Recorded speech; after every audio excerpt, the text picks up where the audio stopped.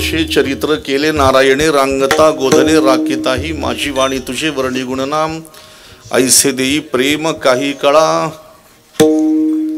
आजच्या या प्राप्त प्रसंगी कीर्तन रूपी सेवेकरिता निवडलेला अभंग या पवित्र महाराष्ट्रातील पवित्र देवनदी अमृतवाहिनी इंद्रायणीच्या तटावर असणारे श्री क्षेत्र देहू या देहू क्षेत्रातील महान संत महाविष्णूचे अवतार प्रत्यक्ष वैराग्य मूर्ती विश्वसंत जगद्गुरु तुकोबाराय यांचा बाळ क्रीडेच्या प्रकरणातील गोड चिंतनी अभंग सेवेकरता निवडलेला आहे। विठ्ठल विठ्ठल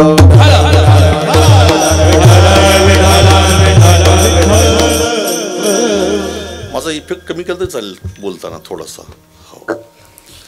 अभंग जगद्गुरु तुकाराम महाराजांचा आहे, अभंग चिंतनी आहे, प्रासादिक आहे आणि अभंग गोड आहे। संतांची वाणी ऐकायला गोड वाटते, शिवाय चिंतनी असते आणि प्रासादिक असते। तुमचं आमचं बोलणं फक्त ऐकायला गोड आहे, पण चिंतनी असेल असं नाहीच आणि प्रासादिक असेल असं मुळीच नाही।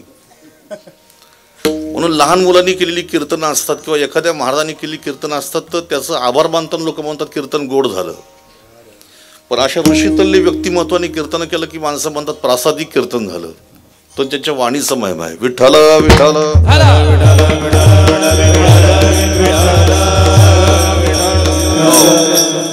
आता विषय आला म्हणून सांगतो सुरुवातीला, संतांची वाणी ऐकायला गोड वाटते, किती वेळा ऐका तरी त्या अभंगाचा कंटाळा कधी येत नाही बरं का। 750 वर्ष झाली माणसं एक अभंग आता रूप पाहत आलो, कधी आला कंटाळा त्याचा? नाही आला कधी कंटाळा त्याचा। मला एखादी प्रश्न विचारला की संतांचे अभंग ऐकायला गोड का वाटतात, आता मला तुम्ही सांगा, ज्या परमात्म्याला माऊली श्री ज्ञानेश्वर महाराजांनी अमृत हे विशेषण दिलंय, सोनियाचा दिवस आजी अमृत ते पाहाला, आणि नारद भक्ती सूत्रामध्ये त्याच्या भक्तीला अमृत स्वरूपाचे म्हटलेलं आहे। परमात्मा अमृतासमाने त्याची भक्ती अमृत स्वरूपाची आहे। मग आता अमृत स्वरूपाची भक्ती करून ज्याने अमृतासमान परमात्मा आपल्या हृदयामध्ये साठवलेला आहे, त्यांच्या मुखातून गोड वचनं नाही बाहेर पडतील तर कशी पडतील? आणि म्हणून मधुरा वाणी ओठी आणि तुका म्हणे वाव पोटी। हो, त्यांच्या अभंग चिंतनी असतात, प्रासादिक असतात। एखादी वस्तू देवाला अर्पण केली की त्या वस्तूचा प्रसाद होतो। एखादी वस्तू आपण देवाला अर्पण केली का त्याचा काय होतो? प्रसाद होतो त्याचा। आता तुमच्या घरी सकाळी उठल्या उठल्या आपण खाल्ले ते पोहे होते, पण तेच पोहे जर आपण भगवंताला अर्पण करून जर अष्टमीच्या दिवशी खाल्ले तर त्याचा प्रसाद आहे। एरवी आपण जर शिरा खाल्ला तर तो शिरा होतो, पण तो सत्यनारायणला अर्पण केला तर त्याचा प्रसाद होतो। तसं नुसतं जे बोललं जातं त्याला बोलणं म्हणतात, पण जी वाणी देवाला अर्पण करतात ना त्याला प्रसाद म्हणतात, त्या वाणीचा प्रसाद होतो। समर्पिली वाणी समर्पिली वाणी हा समर्पिली वाणी पांडुरंग घेतो धनी पांडुरंग घेतो धनी पांडुरंग घेतो धनी पांडुरंग घेतो धनी पांडुरंग घेतो धनी पांडुरंग घेतो धनी। आणि म्हणून हा तुकाराम महाराजांचा गोड चिंतनीय प्रासादिक अभंग मी सेवेकरता निवडलेला आहे। या अभंगातून तुकाराम महाराजांनी श्री भगवंताच्या दोन अवस्था सांगितलेल्या आहेत। भगवंतांनी दोन अवस्थेमध्ये जे कार्य केलं त्या अवस्था तुकाराम महाराज सांगतात, आणि सगळ्यात महत्त्वाचं म्हणजे या अभंगामध्ये तुकाराम महाराजांनी भगवंताच्या अवताराचं मुख्य प्रयोजन सांगितलेलं आहे।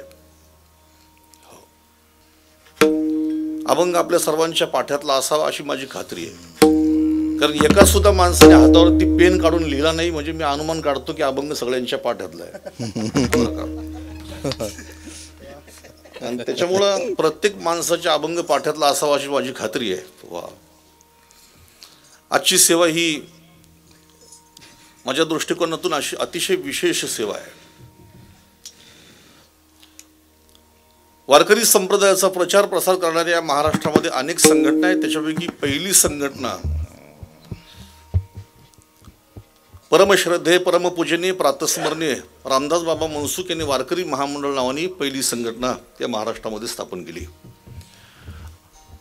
पंढरपूरचा विठोबा बडव्यांच्या तावडीतून मुक्त व्हावा याच्याकरता त्यांनी ती संघटना उभी केली त्या काळामध्ये।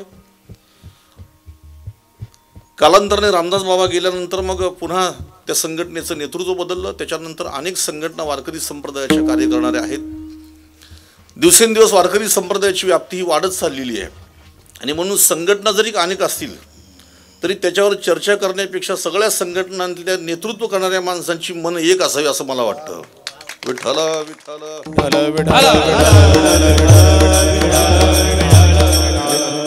मी थोडंसं मोकळा बोलतो बरं का. गुरु कुणी का असे ना, गुरुचं काय घेणं नाही.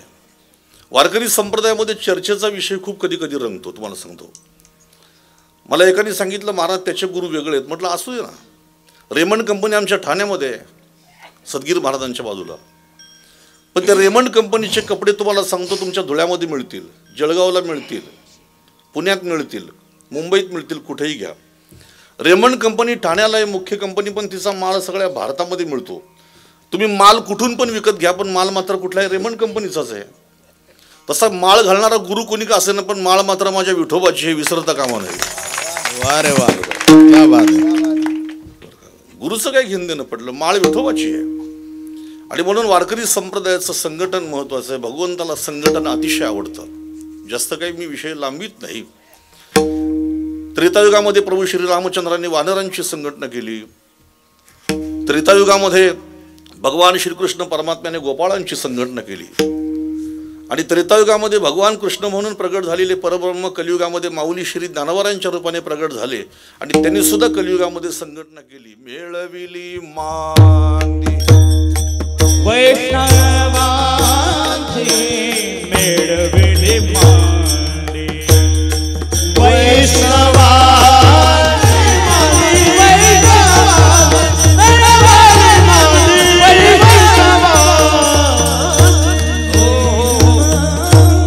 मुक्तीची गवाती जयाने घातली, वैष्णवांची मांदी मिळवली. त्याच्यामध्ये बघा जातीचा विचार नाही केला. कबीर, मोमीन, लतीफ, मुसलमान, सावता, माळी, गोरा, कुंभार, सगळ्या जातीची संत एकत्र आली. या महाराष्ट्रात सगळ्यात पहिल्यांदा जातीवाद मोडून काढला तो माझ्या ज्ञानोबारायांनी. आणि वारकरी संप्रदायाला मुळात जातच मान्य नाही. एकदा मला एकाने विचारलं तुमची जात कुठली आहे. म्हटलं का रे बाबा. नाही म्हटलं तुमची जात कळलेली बरी. म्हटलं तुम्ही ढाब्यावर चहा पिताना ढाब्यावाल्याची कधी जात विचारित नाही कधी का तुझी जात कुठली म्हणून. दुकानात जायचं, सामान घ्यायचं आणि मोकळं व्हायचं. तुकोबाराय म्हणतात आम्हाशी तो लागे वाण्या घरी गुळ, त्याचे याती कुळ पुसू नये. थोडासा रिफ्लेक्ट मारतोय आवाज जास्त बोलताना. दुकानात जायचं, गुळ घ्यायचं, मोकळं व्हायचं. वारकरी संप्रदायाला मुळात जात मान्य नाही. म्हणून या ठिकाणी आज मला खूप आनंद होतो की ज्या संघटनेचं नेतृत्व, वारकरी संप्रदायाचं अनुष्ठान आपल्या जीवनामध्ये आयुष्यभर करून धर्मनिष्ठ असलेले आमच्या मुंबईचे, आमच्या सगळ्यांचे श्रद्धास्थान सदगीर महाराज करतायत म्हणजे संघटना योग्य आहे. नेतृत्व महत्वाचं आहे. ज्याच्या मागं आपण चाललोय ना तो योग्य माणूस असला पाहिजे. नाही तर तुकोबाराय म्हणतात आंधळेच्या मागं लागले आंधळेन घात एक वेळ मागे पुढे. आपण ज्याच्या मागं चाललोय तो योग्य माणूस असला पाहिजे. या ठिकाणी आमचे सदगीर महाराजांचं नेतृत्व आहे, अतिशय चांगली गोष्ट आहे. आपल्या या जिल्ह्याचे अध्यक्ष रावसाहेब महाराज पाटील यांचं नेतृत्व आणि त्यांच्या नेतृत्वाने होणारा हा कार्यक्रम, महाराष्ट्रातील अनेक मंडळी या ठिकाणी मला वाटते उपस्थित असतील, ज्यांच्या माध्यमातून मला हा कार्यक्रम मिळाला. मला वाटते साताऱ्याहून पहिला फोन आला, नंतर प्रशांत महाराजांनी मला फोन केला. आणि या ठिकाणी यायचं म्हणजे मी जेव्हा तुमच्या तालुक्यात होतो अनेक लोकांना कळलं. काही लोकांनी मला परवा दिवशीपासून फोन केला, तुम्ही धुळ्यात मुक्काम करा. काही म्हटले इथं पुन्हा एक गाव आहे दोनदा इसा म्हणून, तिथं मुक्काम करा. काही म्हटले तुम्ही मालेगावला मुक्काम करा. काही मंडळी सकाळी इथं माझ्या स्वागतासाठी आली होती. पण मला काल सकाळपासून महाराजांचा फोन चालू आहे, आमच्या माळी महाराजांचा. आमच्या डोंबिवली कल्याण परिसरामध्ये, मुंबई परिसरामध्ये त्यांचं चांगलं नाव आहे. आणि त्यांनी मला सांगितलं महाराज काही पण करा, आमच्यापासून गाव जवळ आहे, तुम्हाला थोडा त्रास होणार नाही. म्हणून 3:30 वाजता पहाटे त्या ठिकाणी मी पोचलो त्यांच्या घरी. कार्यक्रम सुरू व्हायला थोडासा उशीर झालेला आहे. या ठिकाणी मंडप चांगला आहे. श्रोत्यांचे चेहरे बघून असं वाटतं का कीर्तन 2 वाजेपर्यंत चालावं. गुणवान असे टाळकरी आहेत, वाजवणाऱ्याचा तर प्रश्न नाही, चांगले तरबेज आहेत, स्पीकर चांगला आहे. कीर्तन श्रवणासाठी या ठिकाणी व्यासपीठावरती सगळे प्रभुतुल्य श्रोते मायबाप बसलेले आहेत. सर्व गोष्टी अनुकूल आहेत. फक्त एक गोष्टीची कमतरता मला थोडी भासली या ठिकाणी, आणि ती म्हणजे वेळेची कमतरता भासती. चिंता करू नका, माझ्याकडे जितका वेळ आहे तितक्या वेळेमध्ये मी तुम्हाला प्रसाद देऊन मोकळं करणार आहे. म्हणजे प्रसाद देईन आणि मगच मोकळं करणार आहे. वेळ कमी का असणार. सध्याचं तंत्रज्ञान असं आहे, तुम्हाला माहिती आहे, जुन्या काळातल्या गोष्टी ज्या होत्या त्याला आता छोट्या केल्या. तुम्ही बघा पूर्वीचे चित्रपट 3-3 तास चालायचे, आता 2 तास चालतात. आणि तुम्हाला माहीत असेल कदाचित, एवढा मोठा 3 तासाचा चित्रपट एवढ्याशा चिपमध्ये सुद्धा बसतो आता, लहानशा चिपमध्ये. तेव्हा मोठी फाईल छोटी कशी करायचं हे तंत्रज्ञान आहे. तशी मी आता मोठी फाईल फक्त छोटी करणार आहे. कार्यक्रम कधी का सुरू होईना, पण कार्यक्रम मी वेळेत संपवणार आहे, चिंता करू नका. विठ्ठला विठ्ठला.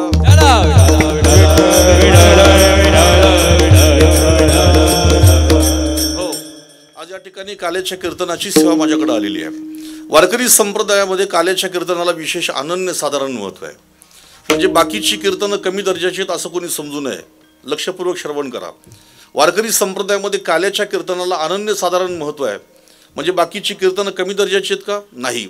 कीर्तन म्हटलं म्हणजे ते महत्त्वाचंच आहे. फक्त सांगणारा माणूस किती महत्त्वाचं सांगतो याच्यावर त्या कीर्तनाचं महत्त्व अवलंबून असतो.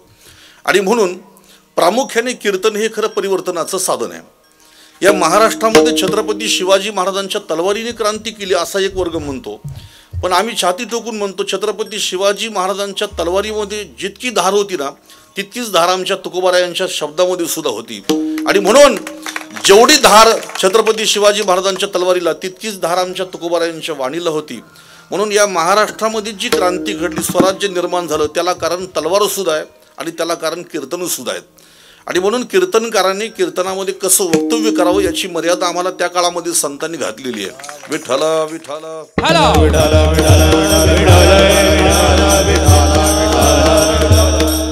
कोण म्हणतं कीर्तनामध्ये क्रांती होऊ शकत नाही?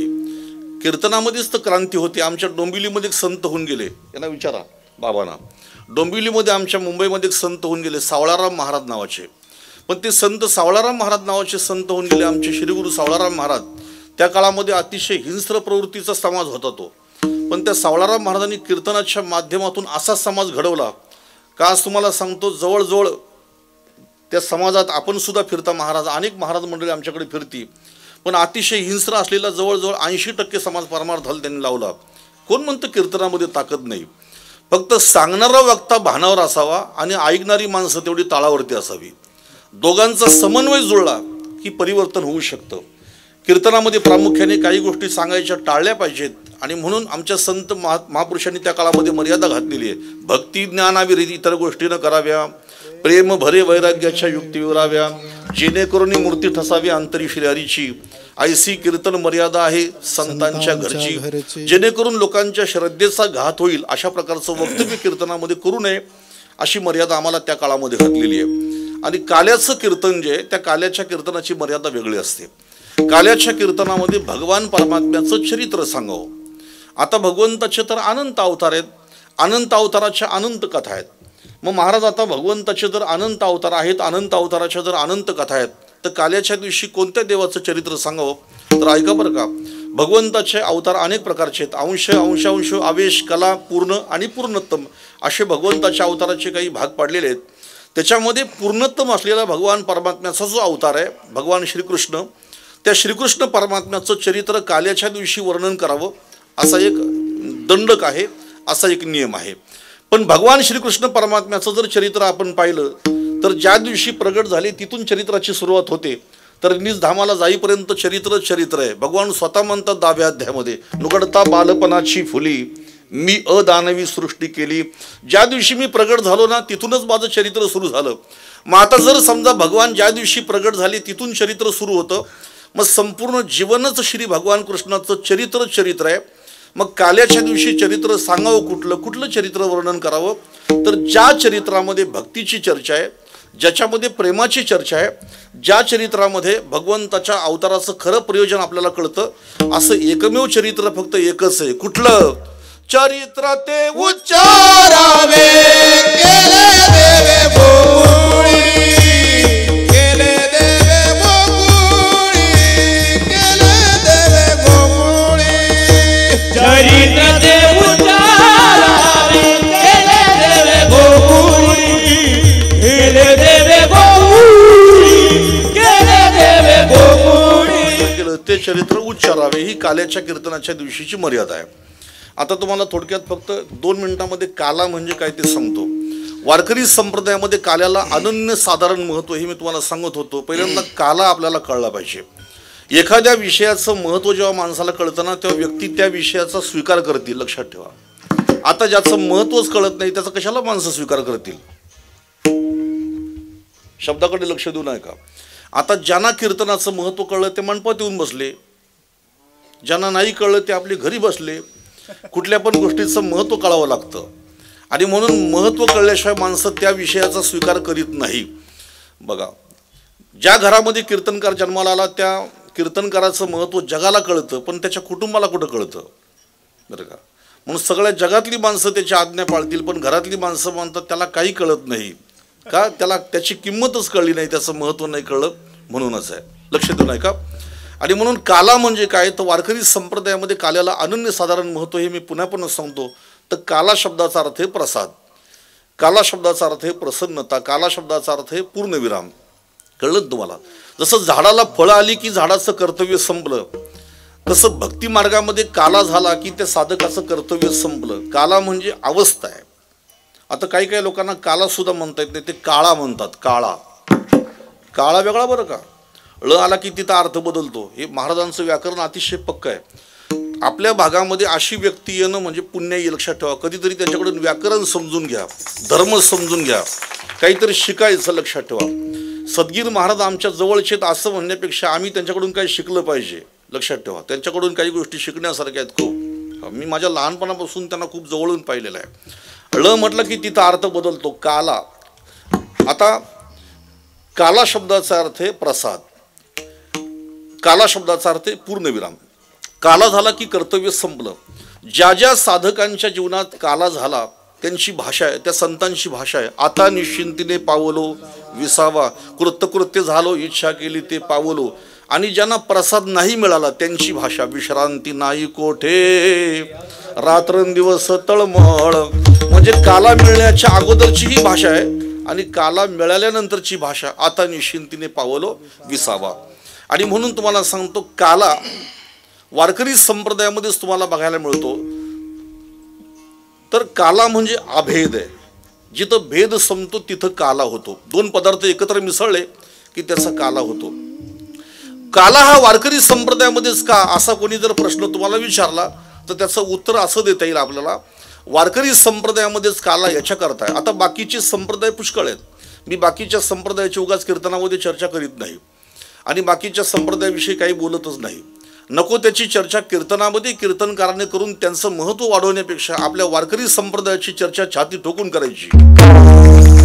बरं का? दुसऱ्यांची मुलं वाईट आहेत म्हणण्यापेक्षा माझा पिंट्या चांगला आहे इतकं जरी म्हटलं तरी त्याच्यामध्ये आईचा शहाणपणा आहे. आणि म्हणून नको त्या गोष्टीची चर्चा कीर्तनामध्ये करायची नाही. बाकीच्या संप्रदायामध्ये काला तुम्हाला पाहायलाही मिळत नाही आणि बाकीच्या संप्रदायामध्ये काला खायला सुद्धा मिळत नाही. काला फक्त तुम्हाला वारकरी संप्रदायामध्ये पाहायला मिळतो आणि काला महाराष्ट्रामध्येच पाहायला मिळतो. आता उत्तर भारतामध्ये सुद्धा आम्हाला कथा करण्याचा योग आला. उत्तर भारतामध्ये कथा करण्याचा योग आला. खरं म्हणजे इथं मी फोटो बघितला दगडूजी बापूंचा आणि मला खूप समाधान वाटलं, मानसिक समाधान वाटलं खूप. खरं म्हणजे माझा बराचसा काळ म्हणजे दगडूजी बाबांच्या काही साधक मंडळीच्या सानिध्यामध्ये गेला. चारुकेश्वरला आपल्या सर्वांना माहीत असतील, अगदी पाल इथं या रावेरच्या जवळ पाल म्हणून गाव आहे, तिथं लक्ष्मण बापू होते का नाही? तिथं लक्ष्मण बापू अगदी माझे जवळचे, अगदी हृदयस्थ माझे, अगदी त्यांचे माझे जवळचे संबंध. चारुकेश्वरला कधी गेलो की मी बापूंच्याच आश्रमामध्ये थांबत असतो. खूप समाधान वाटलं की वा वा, आज म्हटलं माझं कीर्तनाचं काहीतरी सफल झालं की प्रत्यक्ष इथं दगडूजी बापूंचा फोटो नसून दगडूजी बापूच कीर्तनात बसलेले आहेत असा एक प्रकारचा भाव या ठिकाणी मला या ठिकाणी जाणवतो. हो, लक्षात ठेवा. विठ्ठला विठ्ठला हला विठाला विठाला विठाला विठाला. उत्तर भारतामध्ये जेव्हा आपण कार्यक्रम करतो, आता समजा उत्तर भारतामध्ये कार्यक्रमाचा समारोप झाला की तिथं काला होत नाही, तिथं 56 भोग असतात. तिथं उत्तर भारतामध्ये 56 भोग. पण महाराष्ट्रामध्ये काल्याचं कीर्तन आणि काल्याचा प्रसाद मिळतो. मी तुम्हाला काही प्रश्न विचारणार आहे, लवकर लवकर उत्तर द्यायचे कारण वेळ आपल्याकडे कमी आहे. मला तुम्ही सांगा, काल्याचा संस्थापक कोण आहे? काला कुणी केला? कुणी? बरं, काही काय बिलकुल म्हणत नाही. काला कुणी केला लवकर सांगा? भगवान कृष्णाने केला. बरोबर ना? काला भगवान कृष्णाने केला. काही काही म्हणत नाही, ते म्हणतील तू सांग ना, तुला का फुकट आणला का इथं आम्ही? असे सुद्धा म्हणायला बसलेत बघा, काही उत्तर देत नाही बिलकुल. काला कुणी केला तर काला भगवान कृष्णाने केला. बरं कुणाच्या बरोबर केला? गोपाळांच्या समवेत केला. बरं तो काला त्यांनी कुठं केला? वाळवंटात केला. कुठल्या वाळवंटात? आळंदीच्या, पंढरपूरच्या, कुठल्या नेमका? यमुनेच्या वाळवंटात केला. बरं यमुना कुठे आहे? कुठं? उत्तर भारतामध्ये. बरं पण उत्तर भारतामध्ये संपूर्ण काला केला का भगवंताने फक्त गोकुळामध्येच, आपल्या वृंदावनाच्या त्या गोकुळाच्या परिसरामध्ये काला केला? कुठं केला? बोला बोला लवकर. भगवंताने तिथं त्या वृंदावनाच्या गोकुळाच्या परिसरामध्ये यमुनेच्या काठावरती काला केला, बरोबर आहे. पण आज जर तुम्ही तिथं गेले ना तर तुम्हाला तिथं काला बघायला मिळणार नाही. पण तीच काल्याची परंपरा माझ्या या महाराष्ट्रामध्ये आमच्या संतांनी जपून ठेवली. कारण का? ज्याने उत्तर भारतामध्ये यमुनेच्या काठावर वाळवंटामध्ये काला केला ना, म्हणजे तो भगवान कृष्ण इथं आमच्या महाराष्ट्रामध्ये प्रगट झालेला आहे. गोकुळात याने चोऱ्या केल्या फार, गोकुळात याने चोऱ्या केल्या फार, गोकुळात याने चोऱ्या केल्या फार, गोकुळात याने चोऱ्या केल्या फार, म्हणून सामोरी उभा केला, म्हणून सामोरी उभा केला, गोकुळात याने चोऱ्या केल्या फार, गोकुळात चोऱ्या केल्या फार. ज्याने गोकुळात चोऱ्या केल्या तो इथं पंढरपूरला आमच्या समोर प्रत्यक्ष उभा आहे. आणि त्याच्याबरोबर ज्यांनी काला केला ते गोपाळ म्हणजे आम्ही वारकरी आहे. म्हणून आता वारकरी कलियुगामध्ये द्वापार युगातले गोपाळ होते आणि तोच श्रीकृष्ण भगवान परमात्मा आहे. आणि म्हणून इथंही त्यांनी तो काला केला. माझा ज्ञानराजा गोपाळाशी लाह्या वाटी. म्हणून काला जो आहे, काला म्हणजे प्रसाद आहे. जोपर्यंत जीवनामध्ये प्रसाद मिळत नाही तोपर्यंत आपलं जीवन पूर्ण होत नाही. प्रसाद महत्वाचा आहे. आता या ठिकाणी आपण लाह्या खाणार आहे. लाह्या कीर्तन झालं का? मला तुम्ही सांगा, लाह्या म्हणजेच खरा प्रसाद आहे का? लाह्या म्हणजे खरा प्रसाद आहे? नाही. पंढरपूरहून माणसं आली, तिकडनं येताना माणसं पेढे घेऊन येतात. पेढे म्हणजे खरा प्रसाद आहे का? सत्यनारायणचा शिरा म्हणजे खरा प्रसाद आहे का? एक तुम्हाला सांगतो, गंमत पाहायला मिळाली मला. ती गंमत तुम्हाला सांगतो. काल्याच्या दिवशी अशी मी दहीहंडी फोडली आणि त्याची खापरं खाली पडली. खापरं, काही लोकांनी ती खापरं गोळा केली आणि घरी घेऊन चालली खापरं. मी कार्यक्रम संपला, मग त्या एका व्यक्तीला विचारलं, हातात त्याच्या खापर होतं. म्हणलं खापर कशा करता घेऊन चालले तुम्ही? तो म्हटलं, हे खापर जर आपण धान्याच्या पोत्यात ठेवलं तर धान्य डबल होतं म्हटलं. आता हे जर आम्हाला सदगीर महाराजांना जर आम्हाला माहीत असतं तर आम्ही आयुष्यभर खापरच गोळा केली असती आणि मुंबईला तिकडं मजीद बंदरला दुकानं खोलली असती धान्याची, आहे का नाही महाराज? इकडची खापरं मुंबईला न्यायची, धान्य डबल करायचं. आयुष्य गेलं माणसांचं खापरं गोळा करण्यामध्ये आणि आयुष्य गेलं माणसांचं लाह्या खाण्यामध्ये. लाह्या म्हणजे खरा प्रसाद नाही. खापरं गोळा करणं म्हणजे तुम्हाला सांगतो जीवनाची सफलता नाही. तुम्हाला सांगतो प्रसाद त्याला म्हणतात. माऊली श्री ज्ञानोबारायांनी काय प्रसादाची व्याख्या केली? मग अभिनया सेवा चित्त मियाचे भरले जेव्हा, माझा प्रसाद जाणं तेव्हा संपूर्ण झाला. माऊली श्री ज्ञानोबाराय म्हणतात, ज्याची भक्ती करतो तो परमात्मा आणि भक्ती करणारा भक्त, या दोघांमधला भेद संपून ज्या दिवशी दोघं एक होतील ना, समजायचं प्रसाद मिळाला. आणि म्हणून ज्या दिवशी प्रसाद मिळाला, प्रसादे सर्व दुःखानाम हानिरशोपजायते, श्री भगवान म्हणतात प्रसाद मिळाला की मग त्याचं दुःख शिल्लक राहत नाही. म्हणून आपल्याला दही भाताचा काला खायचा, हरिनामाचा काला करायचा आणि जीव ब्रह्म ऐक्याचा काला भोगायचा. अशा प्रकारे आपल्याला त्या काल्यापर्यंत पोचायचं आहे. म्हणून भगवान श्रीकृष्ण परमात्म्याचं गोकुळातलं चरित्र वर्णन करावं. गोकुळातलं भगवान परमात्म्याचं चरित्र वर्णन करावं. का बरं वर्णन करावं? तर त्याच्यामध्ये भक्ती आहे, त्याच्यामध्ये ज्ञान आहे, त्याच्यामध्ये वैराग्य. माऊली श्री ज्ञानेश्वर महाराज सांगतात, योगादी साधन करणारी योगी ज्या सुखासाठी लाळ घोटतात त्या सुखाचा अनुभव प्रत्यक्ष गोकुळातली माणसं घेत होती, पाया घेत होत्या. तुम्हाला एक गोष्ट सांगतो, मधल्या काळामध्ये टी व्हीवरती एक सिरियल चालू होती, त्या सिरियलचं नाव आहे इंडियन आयडल. तुम्ही पाहिले असेल. इंडियन आयडल म्हणजे लहान लहान 8 वर्षाची, 4 वर्षाची, 5 वर्षाची 6 पोरं गायची आणि मोठे मोठे जुने गायक त्याचे परीक्षक असायचे. मग लता मंगेशकर तिथं असायच्या, हृदयनाथ मंगेशकर असायचे, सुरेश वाडकर असायचे. हे मोठे मोठे गायक तिथं असायचे. 8 वर्षाची, 4 वर्षाची मुलं जर गाताना बघितली ना, का ते जुने गायक सुद्धा तोंडामध्ये अशी बोटं घालायची. का काही यांचं गाणं आहे, काही यांचं आश्चर्य आहे. आणि ज्या माणसाला गायनाचा फालतू अभिमान आहे तो तर गळूनच पडायचा. ज्याच्याकडे खरोखर कला आहे त्याने जर गर्व केला तर हरकत नाही हो. पण ज्याला काहीच गाता येत नाही, जर चुकून स्वरात आला तर म्हणतो माझं काही चुकलं का काय झालं. पण त्यांनी सुद्धा अभिमान करावा, हा सुद्धा गमतीचा विषय. या लहान मुलांचं गाणं बघून तर ते तर समजा पाण्यामध्ये जसा एखादा मातीचा ढेकूळ पडावा, बर्फाचं पाणी व्हावं, तसं ती माणसं विरघळून जायची. लक्ष देऊन श्रवण करा. माझ्या दृष्टांताचा काय संबंध आहे कीर्तनाशी ते तुम्हाला सांगतो बघा. लहान मुलांचं गाणं पाहिलं की चांगल्या चांगल्या गायकांचा अभिमान गळून पडायचा. तसं गोकुळातल्या लोकांचं ते सुख पाहिलं तर योग्यांचा सुद्धा अभिमान गळून पडायचा. बापरे, ज्या सुखासाठी आपण आपलं स्वतःचं शरीर झिजवलं, पण आपल्या स्वप्नात सुद्धा तो परमात्मा येत नाही, पण तोच परमात्मा गोकुळातल्या माणसांना सुख देतो हे बघून त्यांना आश्चर्य वाटायचं.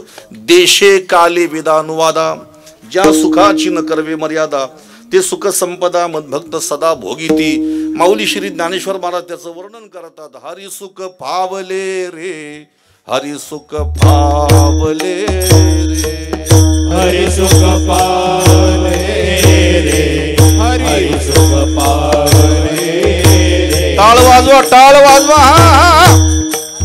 हा, हरी सुख पावले रे, हरी सुख पावले रे, हरी सुख पावले रे, हरी सुख पावले रे.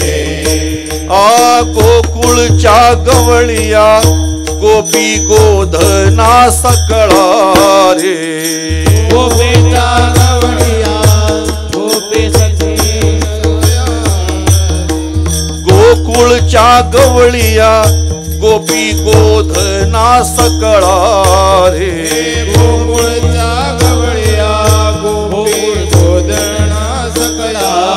हरी सुख पावले, हरी सुख पावले, हरी सुख पावले, हरी सुख पावले, हरी सुख पावले, हरी सुख पावले, हरी सुख पावले, हरी सुख पावले. हरी सुख फावले रे. कुणाकुणाशी फावले रे? गोकुळच्या गवळिया गोपी गोधना सकळा रे. जे सुख काका योग्यांना मिळत नाही त्या सुखाचा अनुभव गोकुळातले पुरुष घेत होते, गोकुळातल्या स्त्रिया घेत होत्या, गोकुळातली मुलं घेत होती, गोकुळातल्या मुली घेत होत्या. आणि सगळ्यात आश्चर्याची गोष्ट, गोकुळातली गुरं सुद्धा तो अनुभव घेत होती त्या सुखाचा.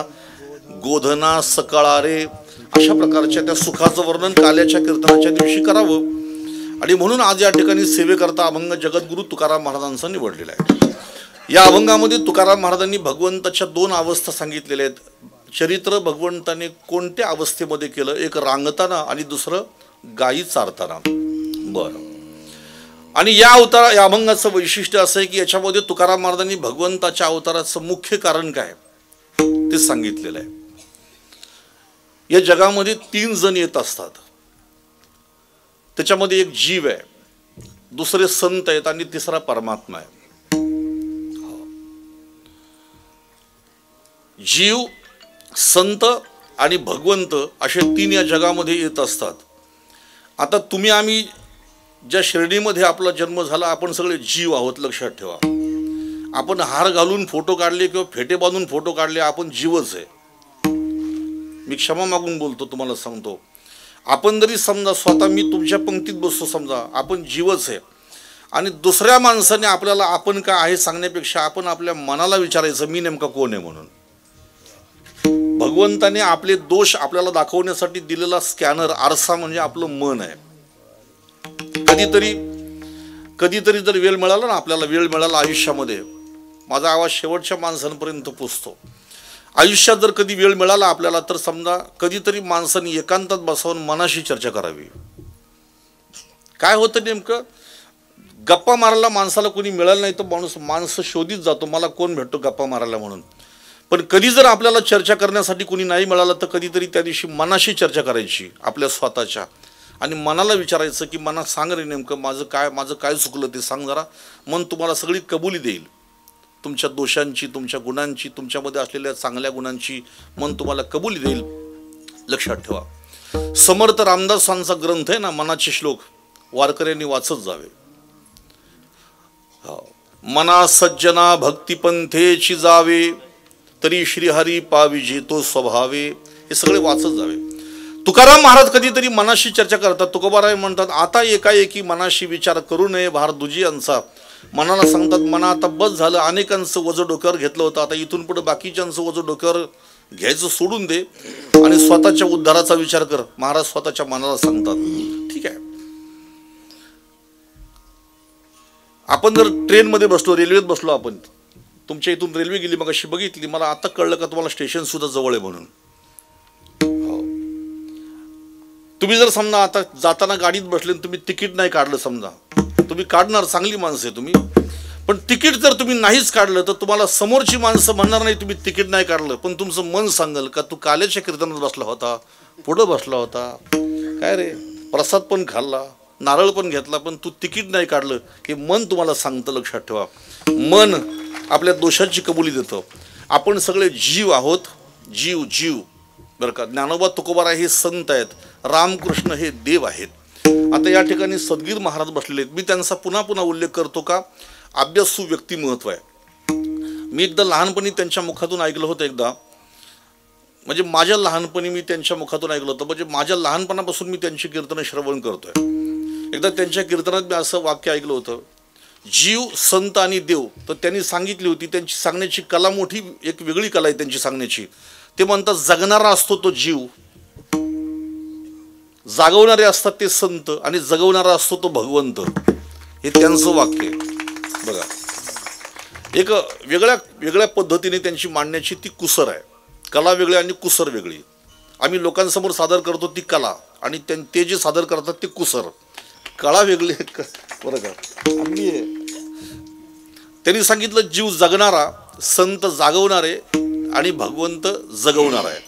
हे त्यांच्या मुखातून मी लहानपणी ऐकलेलं आहे. कर्म भोगण्यासाठी आला तो जीव. आपण सगळे कर्म भोगण्यासाठी इथं आलोय. मागचे राहिलेल्या कर्माचा शेष भोगण्यासाठी आपला जन्म आहे. म्हणून तुम्हाला मी हात जोडून सांगतो, आपण येण्यामध्ये पण स्वतंत्र नाही, भोग भोगण्यामध्ये सुद्धा आपण स्वतंत्र नाही, आणि सगळ्यात महत्त्वाचं मरण्यामध्ये पण आपण स्वतंत्र नाही, आपण परतंत्र आहे बरं का.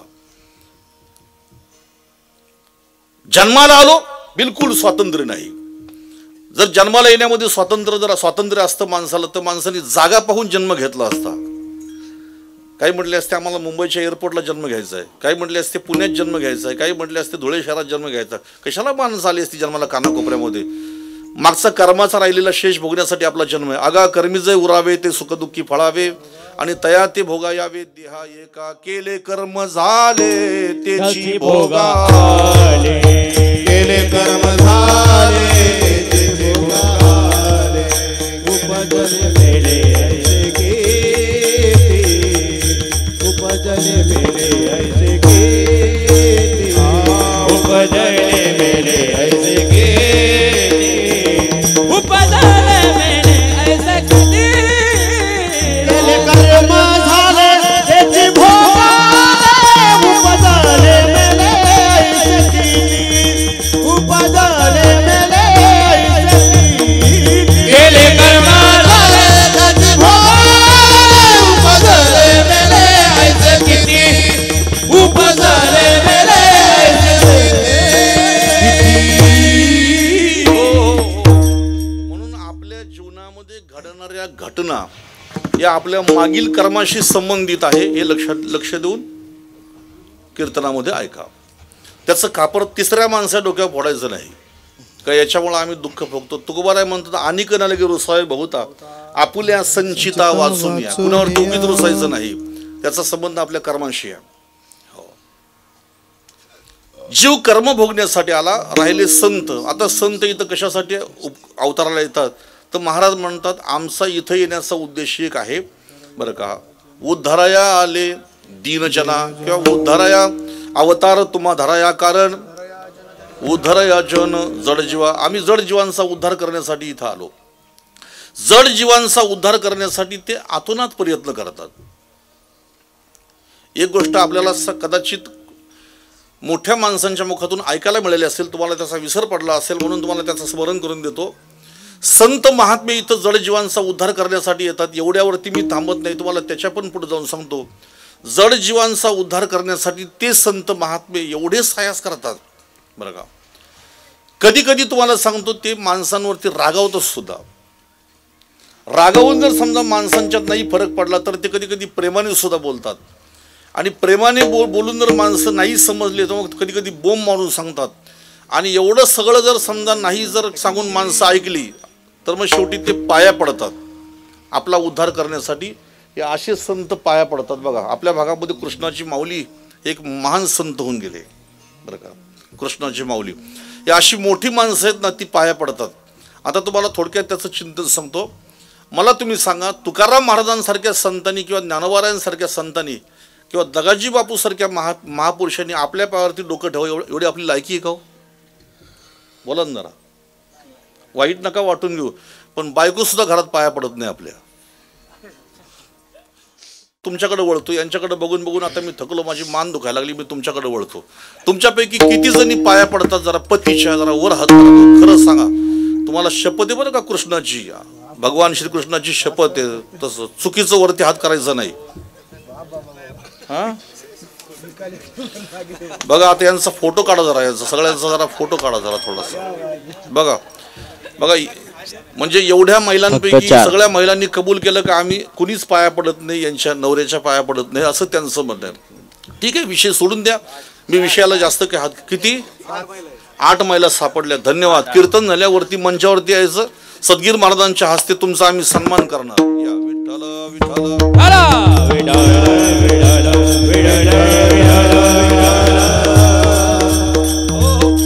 आता ऐका, त्या पाया पडत नाही असं माझा त्यांच्यावरती आरोप नाही. ते पाया पडतात त्या, पण त्यांचे पाया पडण्याचे दिवस ठरलेले बरं का.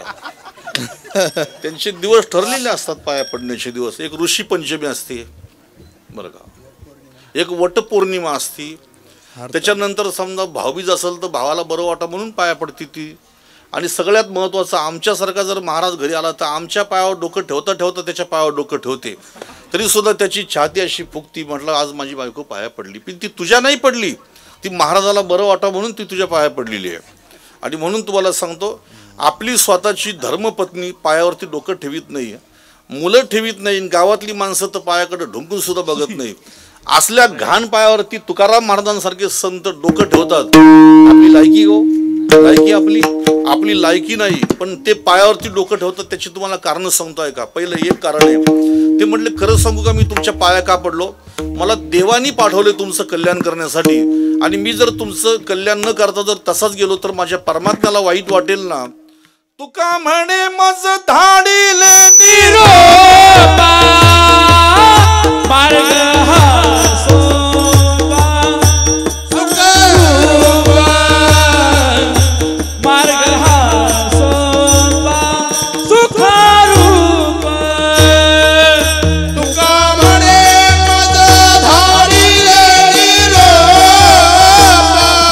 मार्ग हा सोपा सुखरूपा, मार्ग हा सोपा सुखरूपा.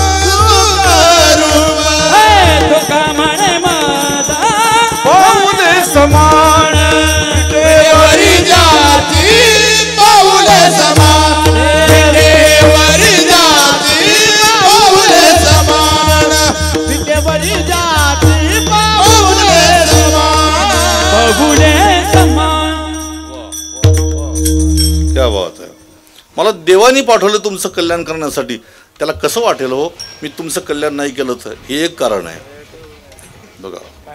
या नाही, पाया नाही पडायचं, त्याचा कृष्णाचा विषय त्याचा. विठ्ठल विठ्ठल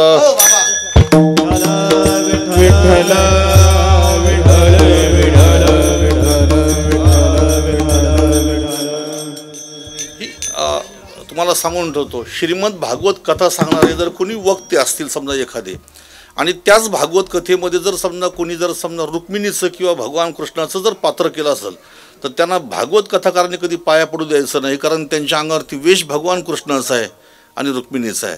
त्या दिवशी भागवत कथा करणाऱ्या माणसांनी त्याच्या पाया पडावं. विठ्ठल विठ्ठल.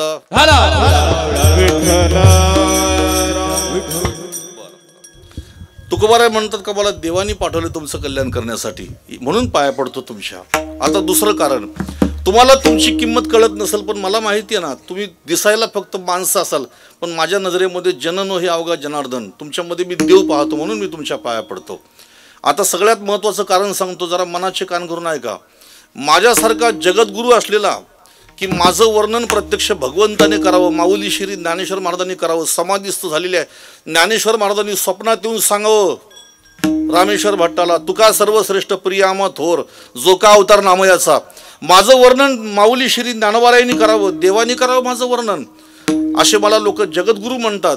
मग असे तुकाराम महाराज असणारे मी तुमच्या पाया पडतो, याचं कारण ऐका लोक हो. ते म्हटले माझ्यासारखा जगद्गुरू तुमच्या पाया पडतो, याची कधीतरी तुम्हाला लाज वाटेल आणि तुम्ही परमार्थ कराल, म्हणून तुमच्या पाया पडलो. महाराज म्हटले मोठी माणसं जेव्हा पाया पडतात ना, याची लाज वाटावी लहान माणसाला, याच्याकरता ते पाया पडत असतात. आपल्या सगळ्यांच्या उद्धारासाठी त्यांचा अवतार आहे.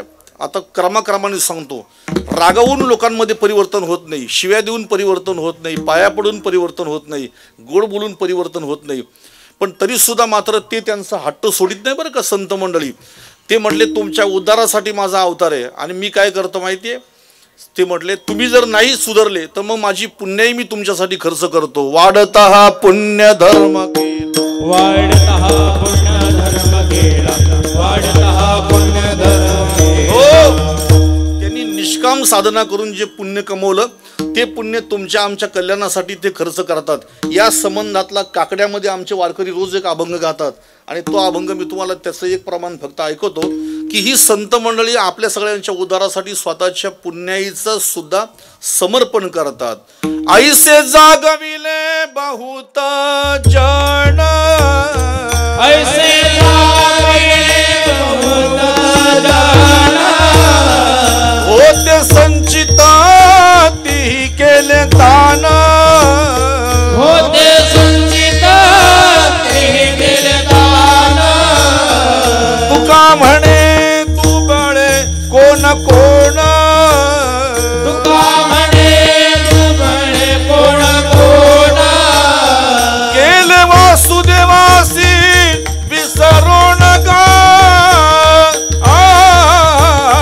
वासुदेव करीतो भेदा, वासुदेव करीतो भेदा, वासुदेव करीतो भेदा, वासुदेव करीतो भेदा.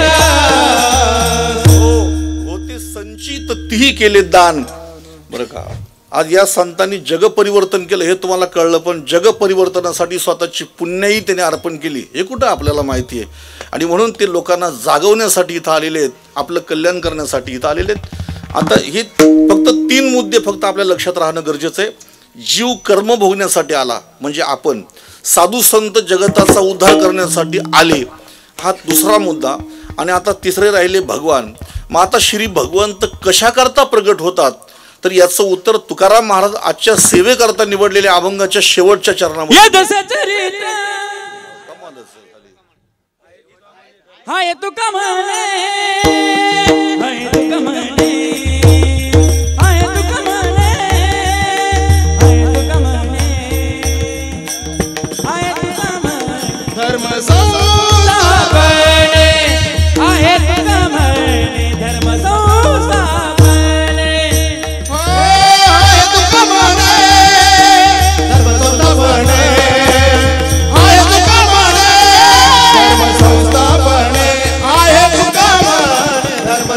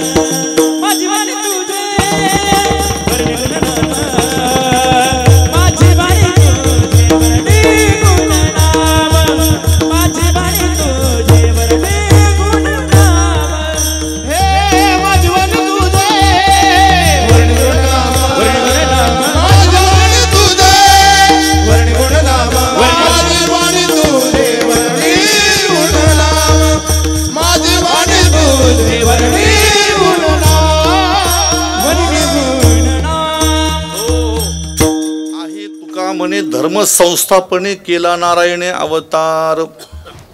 भगवंत कशा करता प्रगट होतात महाराज अभंगाच्या शेवटच्या चरणात सांगतात. बरं, आता मी शेवटच्या चरणामध्ये महाराज सांगताना असं म्हटलं त्यांनी पहिलं चरण उचललं बरं का. कारण एक सहजासहजी असा एक नियमच आहे की सुरुवात पहिल्या चरणापासून होती का नाही. मी आता शेवटच्या चरणातून प्रवेश केला, त्याच्यामुळं काही लोक असं म्हणतील की त्याला 2 चरण सुरुवातीची येत नसतील म्हणून त्यांनी शेवटच्या चरणामध्ये प्रवेश केला असेल. काही असं म्हणतील की बाबा पहिल्यांदाच आपल्या इकडे आले नंदुरबार भागामध्ये, ते असं सुद्धा म्हणतील की राहिलेली 2 चरण मी पुढच्या वर्षी सांगेन म्हणून. आणि कदाचित काही तर असं म्हणतील त्यांची मर्जी आहे, सांगतील न सांगतील बाबा त्यांना कोण विचारणार आहे, त्यांची मनाची मर्जी त्यांच्या. असं नाही 2 चरण सुरुवातीची मला येत नाही असा त्याचा अर्थ नाही. मी पुढच्या वर्षी सांगन असं तर मुळीच म्हणणार नाही, कारण आम्हीच लोकांना सांगतो नाही द्यायचा भरोसा, क्षणभंगूर नाही भरोसा आम्हीच लोकांना सांगतो. राहिलेलं पुढच्या कीर्तनाला कशाला वाट बघायची कीर्तनकारांनी, तरी जे आहे ते आता सांगून मोकळं व्हायचं. तुम्हाला सांगतो धर्ममंडप असतात, मोठे मोठे धर्ममंडप. धर्ममंडपापेक्षा तुम्हाला आणखी एक उदाहरण सांगतो. जुन्या काळातले राजवाडे असतात, मोठे मोठे राजवाडे. आणि जुन्या काळातल्या राजवाड्याला दरवाजे असतात ना, 4 दरवाजे 8 दरवाजे, तुम्ही एकातून घुसायचं बाकी वाटेल तिथून बाहेर पडायचं. तसं संतांचे अभंग म्हणजे राजवाड्यासारखे आहेत. संतांचे अभंग म्हणजे अभंग नसून ते राजवाडे आहेत बरं का. ज्या महाराजांची जशी योग्यता त्यांनी तिथून प्रवेश करावा आणि जिथून वाटेल तिथून बाहेर पडावं. फक्त नीट घुसायचं नीट बाहेर पडायचं, धडपडायचं नाही उगीच तिथं मध्ये. मी शेवटच्या चरणातून प्रवेश केलेला आहे, त्यामुळे तुम्ही तसं काही वाटून घेऊ नका. भगवंताचा अवतार कशा करता होतो हे सांगण्यासाठी तुकाराम महाराज म्हटले आहे तुका म्हणे धर्म संस्थापने केला नारायणे अवतार. आता तो अवतार धारण करतो धर्म संस्थापनेसाठी. बरं ठीक आहे, मग तो अवतार धारण करतो म्हणजे तो मूळचा कसा आहे, तर तो मूळचा कसा आहे याचं वर्णन करताना आमच्या संतांनी तेही सांगितलेलं आहे. तो मूळचा कसा आहे, आता त्याची 2 रूप आहेत, एक सगुण आणि दुसरं निर्गुण. आता मूळचा तो निर्गुण आहे, पण तो धर्म संस्थापनेसाठी सगुण होतो. मग त्याच्या निर्गुणत्वाचं वर्णन करताना आमच्या संतांनी कसं वर्णन केलं बघा. नव्हता काळा गोरा खुजा ना ठेंगणा,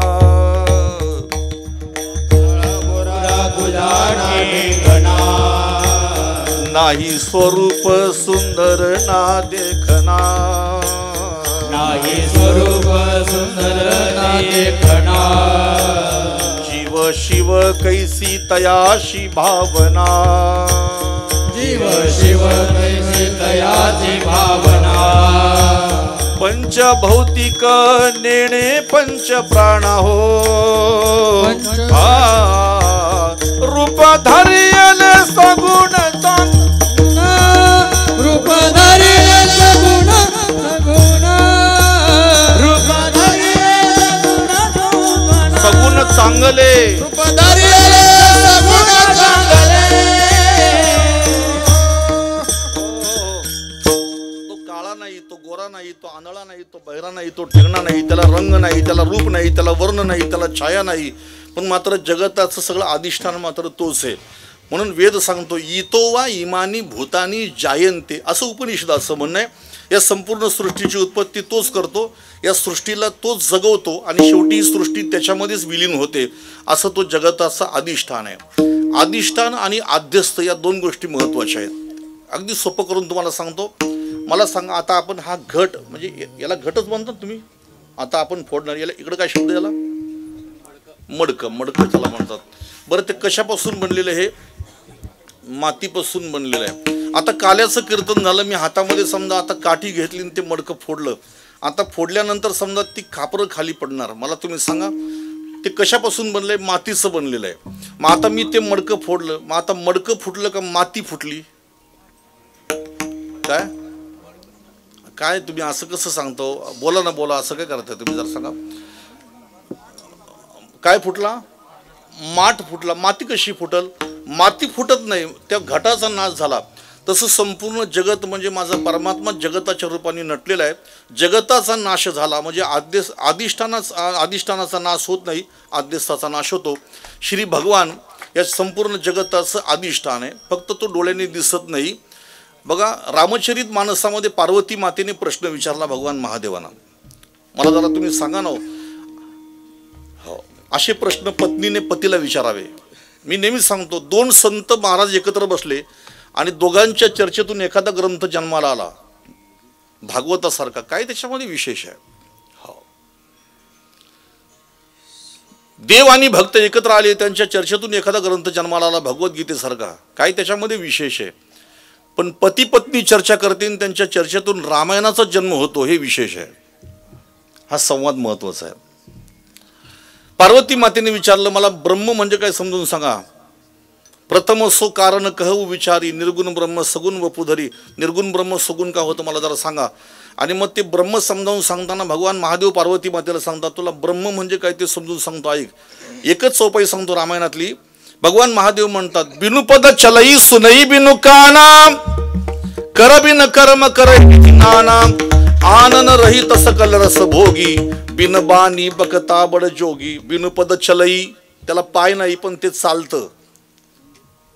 सुनई बिनु काना, त्याला कान नाही पण तुम्ही प्रेमाने केलेलं भजन ते ऐकू शकतं, बरं का. याचे 2-3 अर्थ सांगू शकतो. करबिन कर्म करे विधी नाना, तो सगळं जग चालवतो पण कर घेत नाही. कर समजतो ना, कर म्हणजे कर कर कर म्हणजे हात नाही बरं का. कर म्हणजे इथं मोबदला त्याचा अर्थ आहे. आता आम्ही मुंबईहून इकडनं समजा आलो तर येताना किमान आम्हाला रोडचा कर लागतो साधारणतः 500 ते 600 रुपये. काय महाराज, आम्ही तुमचे रोड बनवू पण आम्ही तुमचे कर घेऊ, म्हणजे तुमच्याकडून आम्ही टॅक्स वसूल करू, टोलच्या रूपाने का होईना. पण भगवंताने सगळं जग निर्माण केलं पण तो कधी तुमच्याकडे टॅक्स मागत नाही, बरं का. तो तुमच्याकडून कधी कर घेत नाही. करबिन कर्म करे विधी नाना, त्याला तोंड नाही पण मात्र तो खाऊ शकतो. आनन रहित सकल रस भोगी, बिन बानी बकता बड जोगी, त्याला तोंड नाही पण जगताच्या मुखाच्या रूपाने का होईना पण तो बोलत असतो. अशा प्रकारे तो परमात्मा अव्यक्त आहे, निराकार आहे, निर्गुण आहे, हे त्याचं मूळ स्वरूप आहे. पण तो परमात्मा कशासाठी प्रगट होतो तर तुकाराम महाराज म्हणतात, आहे तुका म्हणे धर्म संस्थापने. आता हे तुकोबारायांच्या बोलण्याने आपण फक्त मानायचं नाही, तर भगवान 4थ्या अध्यायामध्ये पण सांगतात अर्जुनाला, अर्जुना याच्यापूर्वी तुझे माझे खूप जन्म झाले, फक्त एवढंच आहे की तुला त्याचं स्मरण नाही आणि मला मात्र सगळं आठवण आहे. कारण मी कसा आहे हे सांगत असताना भगवान स्वतः म्हणतात त्या भगवद्गीतेमध्ये, मी अव्यक्त आहे, अजन्म आहे, पण मी माझं अव्यक्त बाजूला ठेवतो. मी अजन्म असताना जन्माला येतो, पण कशा करता जन्माला येतो? यदा यदा हि धर्मस्य ग्लानिर्भवति भारत अभ्युत्थानम धर्मस्य तदात्मानं सृजाम्यहं परित्राणाय साधूनां विनाशाय च दुष्कृतां धर्म संस्थापनार्थाय संभवामी युगे युगे. आणि हेच तुलसीदास रामायणामध्ये सांगतात, जब जब होई धर्म की हानी बाढई असुर अधम अभिमानी तब तब धरी प्रभु विविध शरीरा हरे हो दयानिधी सज्जन पीरा. आणि तो परमात्मा धर्माची संस्थापना करण्यासाठी भगवान प्रत्येक युगामध्ये प्रगट होतो. हे धर्मजात आघवे युगायुगी म्या रक्षावे, हा ओघू स्वभावे आद्य असे मी प्रत्येक युगामध्ये प्रगट होतो धर्माची संस्थापना करण्यासाठी. बरं ठीक आहे, मग त्या परमात्म्याला धर्माची संस्थापना करण्याची गरज काय हो? तर कमी वेळेत सांगतो कारण घड्याळ आपलं पुढं चाललंय. तर तुकाराम महाराज म्हटले, भगवान धर्माच्या संस्थापनेसाठी प्रगट होतो, पण त्याच्यावरती थोडासा बारकाईने विचार करणं गरजेचं आहे. भगवान धर्माच्या संस्थापनेसाठी प्रगट होतो, मग भगवंताला धर्माची संस्थापना करण्याची गरज काय? तर त्याचं कारण असं आहे, वेद असं म्हणतो की धर्म हा माणसाच्या सुखाला कारणीभूत आहे. मानवी जीवाच्या सुखाला कारणीभूत काय असेल तर तो धर्म आहे. विश्वस्य धर्म जगतः प्रतिष्ठा, या संपूर्ण जगताच्या सुखाला अधिष्ठान काय असेल तर धर्म आहे. ज्या दिवशी जगातलं सुख संपतं, ज्या दिवशी जगातला धर्म संपतो त्या दिवशी जगातलं सुख संपतं. अगदी तुम्हाला कळेल अशा भाषेमध्ये सांगतो, एकदम एकदम सोपं करून सांगतो. ज्या दिवशी जगातला धर्म संपतो त्या दिवशी जगातलं सुख संपतं. आता उदाहरणार्थ, 2 भावांनी एकमेकाशी सलोख्याने वागणं याला म्हणतात भावाचा धर्म. कळलं ना? जे माझं आहे ते पण माझ्या भावाचंच आणि भावाचं आहे ते पण माझ्या भावाचंच, अशी प्रवृत्ती जिथं आहे ना त्याला म्हणायचं धर्म, तिथं अजून जिवंत आहे. आणि जे माझं आहे ते पण माझं आणि माझ्या भावांचं ते पण माझं समजायचं तिथं अधर्म आहे. आणि म्हणून भावाचं आणि माझं कधीच भांडण होत नाही समजायचं धर्म तिथं जिवंत आहे. सासू सुनांमध्ये कलह न होणं समजायचं धर्म तिथं अजून जिवंत आहे. ही सासू नसून माझी आई आहे आणि ही सून नसून माझी मुलगी आहे असं त्या सासूला वाटणं याला म्हणतात धर्म आहे. आता मी पुन्हा तुमच्याकडे वळतो, माझी दुसरी फेरी आता तुमच्याकडे. आता मला तुम्ही सांगा, सुनेने सासूच्या ताब्यात राहावं का राहू नये? बोला बोला लवकर बोला. मी कीर्तनामध्ये जावयाच्या सासू सुनांच्या गोष्टी सांगत नाही, पण आता ओघ आला म्हणून सांगतो. मला सांगा, सुनेने सासूच्या आज्ञेत राहावं का राहू नये? राहावं का नाही? अगदी बरोबर आहे. सुनेने सासूच्या ताब्यात राहावं. बरं, तुमची मुलगी तिच्या सासूच्या ताब्यात राहावी असं तुम्हाला वाटतं का? वाटतं? किती स्वार्थीपणा आहे बघा हा. कीर्तनामध्ये हो हो म्हणतात, पण आपली मुलगी तिच्या सासूच्या ताब्यात राहू नये असं प्रत्येक बाईला वाटतं, पण माझी सून मात्र माझ्या ताब्यात राहावी असं त्या बाईला वाटतं. तुम्हाला एक सांगतो, ज्या दिवशी तुम्हाला असं वाटेल की माझी मुलगी सुद्धा तिच्या सासूच्या ताब्यात राहावी, समजायचं तुमच्याकडे अजून धर्म शिल्लक आहे. बापाने मुलाच्याकडे हा माझा पुत्र नसून हा माझा मित्र आहे, एका विशिष्ट वयानंतर त्या मुलाशी सलोख्याने वागणं हा बापाचा धर्म आहे. हे वडील नसून माझं दैवत आहे असं त्या बापाकडे पाहणं हा मुलाचा धर्म आहे. शेजाऱ्यांशी सौख्याने वागणं हा धर्म आहे. ज्या दिवशी धर्म संपला जातो तिथं कलह उत्पन्न होतो. म्हणून या जगतातील माणसांचं कर्तव्य विसरून माणसं कर्तव्यच्युत होऊन अधर्म करू लागतात. तेव्हा त्या अधर्माचं प्रस्थ संपूर्ण धर्माची संस्थापना करण्यासाठी भगवंत वेगवेगळ्या रूपामध्ये अवताराला येतात. आता ओघानी विषय आला म्हणून तुम्हाला सांगतो, तुमच्या सगळ्यांचा आवडीचा विषय. या महाराष्ट्रामध्ये एकाच काळामध्ये 2 महाराज जन्माला आले. देहू प्रांतामध्ये जगद्गुरु तुकाराम महाराज आणि त्याच पुण्यनगरीच्या प्रांतामध्ये आणखी एक महाराज जन्माला आले, त्यांचं नाव छत्रपती शिवाजी महाराज. बरं का, छत्रपती शिवाजी महाराजांच्या कार्याकडे पाहिल्यानंतर लोक भलेही त्यांना माणूस म्हणत असतील, पण माझं मन सांगतं मला की छत्रपती शिवाजी महाराज माणूस नसून छत्रपती शिवाजी महाराजांच्या रूपाने तोच अजन्म असलेला परमात्मा एक मनुष्य रूपाने प्रगट झाला होता असं म्हणायला हरकत नाही. कारण धर्म असं सांगतो की अधर्म करणारा कुणी का असेना त्याचा विचार न करता त्याचा निपात करावा. दया तिचे नाम भूतांचे पालन, अनिक निर्दळन कंटकाते. या सगळ्या वचनांची आपल्याला तुकाराम महाराजांच्या जीवनामध्ये जर शिवाजी महाराजांच्या जीवनामध्ये पाहिलं तर आपल्याला त्यांनी आचरणात आणलेली लक्षात येतील तुमच्या. बघा, 16 वर्षाच्या वयामध्ये महाराष्ट्रामध्ये तोरणा किल्ला घेऊन त्यांनी तोरण बांधलं या महाराष्ट्रामध्ये स्वराज्याचं. बोटावर मोजण्या एवढी माणसं हाताशी घेतली आणि त्यांना घेऊन आता आपल्या कार्याला आरंभ केला. ही वार्ता बोलता बोलता संपूर्ण महाराष्ट्रात पसरली. विजापूरचा दरबार हल्ला. विजापूरच्या दरबारामध्ये असलेली बडी बेगम साहेबा तिथं म्हणते, कौन शिवा कहा का शिवा, हमारे दरबार में जो हमारी गुलामी करने वाला हमारा जो सरदार था उसका लड़का शिवाजी, जाओ कोई उसे पकड़ के ले आओ. पण कुणीच मात्र वरबान करत नाही. त्यावेळेला एक चांगला पोलादी पुरुष असा दणकट पुरुष, त्याचं नाव फतेह खान, त्याचं नाव अफजल खान, आणि तो या महाराष्ट्रावरती चाल करण्याचा संकल्प करून विजापूरहून निघाला. थोडक्यात सांगतो तुम्हाला. आणि पहिल्यांदा तो तुळजापूरला आला. तुळजापूरच्या देवीची मूर्ती त्यांनी भंगवली. मूर्ती भंगवण्यामध्ये त्याचा 1 नंबर आहे. अनेक आया बहिणींची आबरू त्यांनी लुटली आणि छत्रपती शिवाजी महाराजांचे मोठे बंधू शंभू त्यांचा सुद्धा घात त्यांनीच केलेला आहे. तुळजापूरची देवी भंगून तो महाराष्ट्रामध्ये आला. पंढरपूरचा विठोबा फोडणार ही वार्ता कळली प्रल्हाद महाराज बडवेंना, आणि प्रल्हाद महाराज बडवेंनी पंढरपूरचा विठोबा एका शेतकऱ्याच्या खळ्यामध्ये लपवला. म्हणून पंढरपूरचा विठोबा त्याला फोडता नाही आला.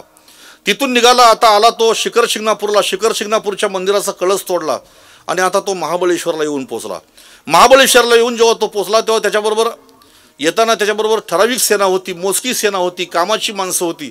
पण महाबळेश्वरला आल्यानंतर त्याच्याबरोबर हजारोच्या संख्येने माणसं गोळा झाली.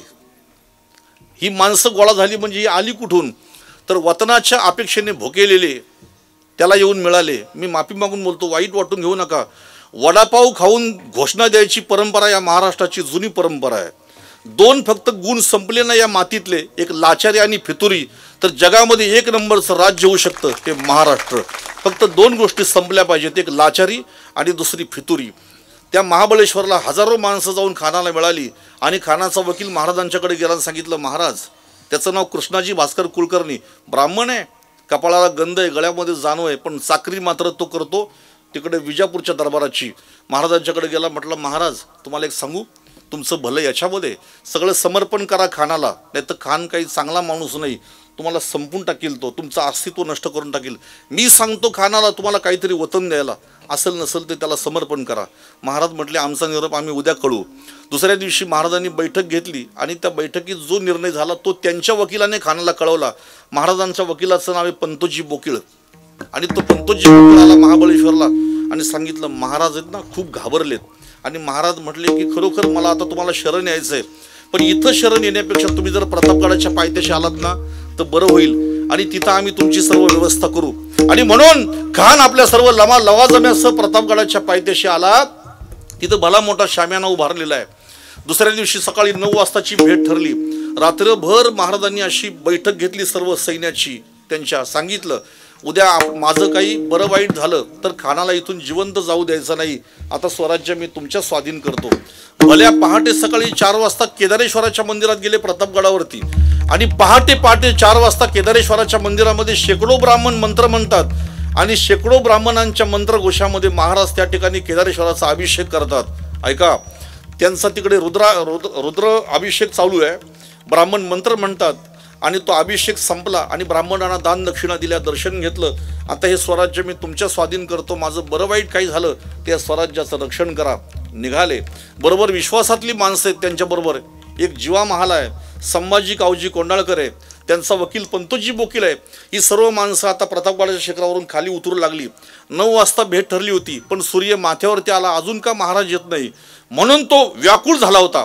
शामियानाचा पडदा बाजूला करून तो सारखा वर बघत होता आणि तेवढ्यामध्ये महाराज खाली उतरताना दिसले आणि त्याचा आनंद गगनात मावत नाही. आणि तो स्वप्न पाहतो की आज मी याला चिरडणार आणि मग विजापूरच्या दरबारामध्ये अगदी मानाचा तुरा माझ्या मी फेट्यामध्ये खोणार, असं तो स्वप्न बघत होता. महाराज आले, आतमध्ये शामियान्यामध्ये घुसले. पाहतात तर त्याच्या मागे सय्यद बंडा उभा होता. दांडपट्टा चालवण्यामध्ये त्याचा अतिशय 1 नंबरचा क्रमांक, अतिशय तरबेज तो सय्यद बंडा. महाराजांनी त्याला बघितलं आणि वकिलाच्या कानामध्ये काहीतरी पुटपुटले.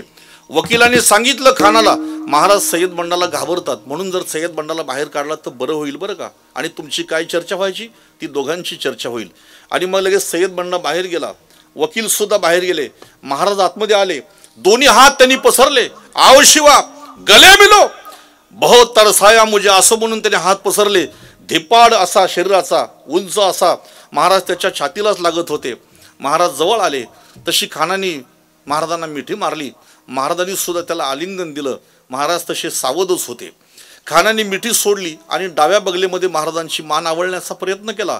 आता ती मिठी नाही राहिली, आता ती झाली मगर मिठी. महाराजांना मारण्यासाठी त्याने बगलेमध्ये मान आवळली, पण महाराज सावध होते. म्हणून राज्याभिषेकाच्या प्रसंगी आईसाहेबांचे शब्द आहेत. महाराज राज्याभिषेकाच्या प्रसंगी आईसाहेबांचे शब्द आहेत की महाभारतातल्या अर्जुनाला सुद्धा जो कावा नाही सापडला तोच कावा आमच्या शिवाला सापडला, हे आमच्या महाराष्ट्राचं परम भाग्य आहे.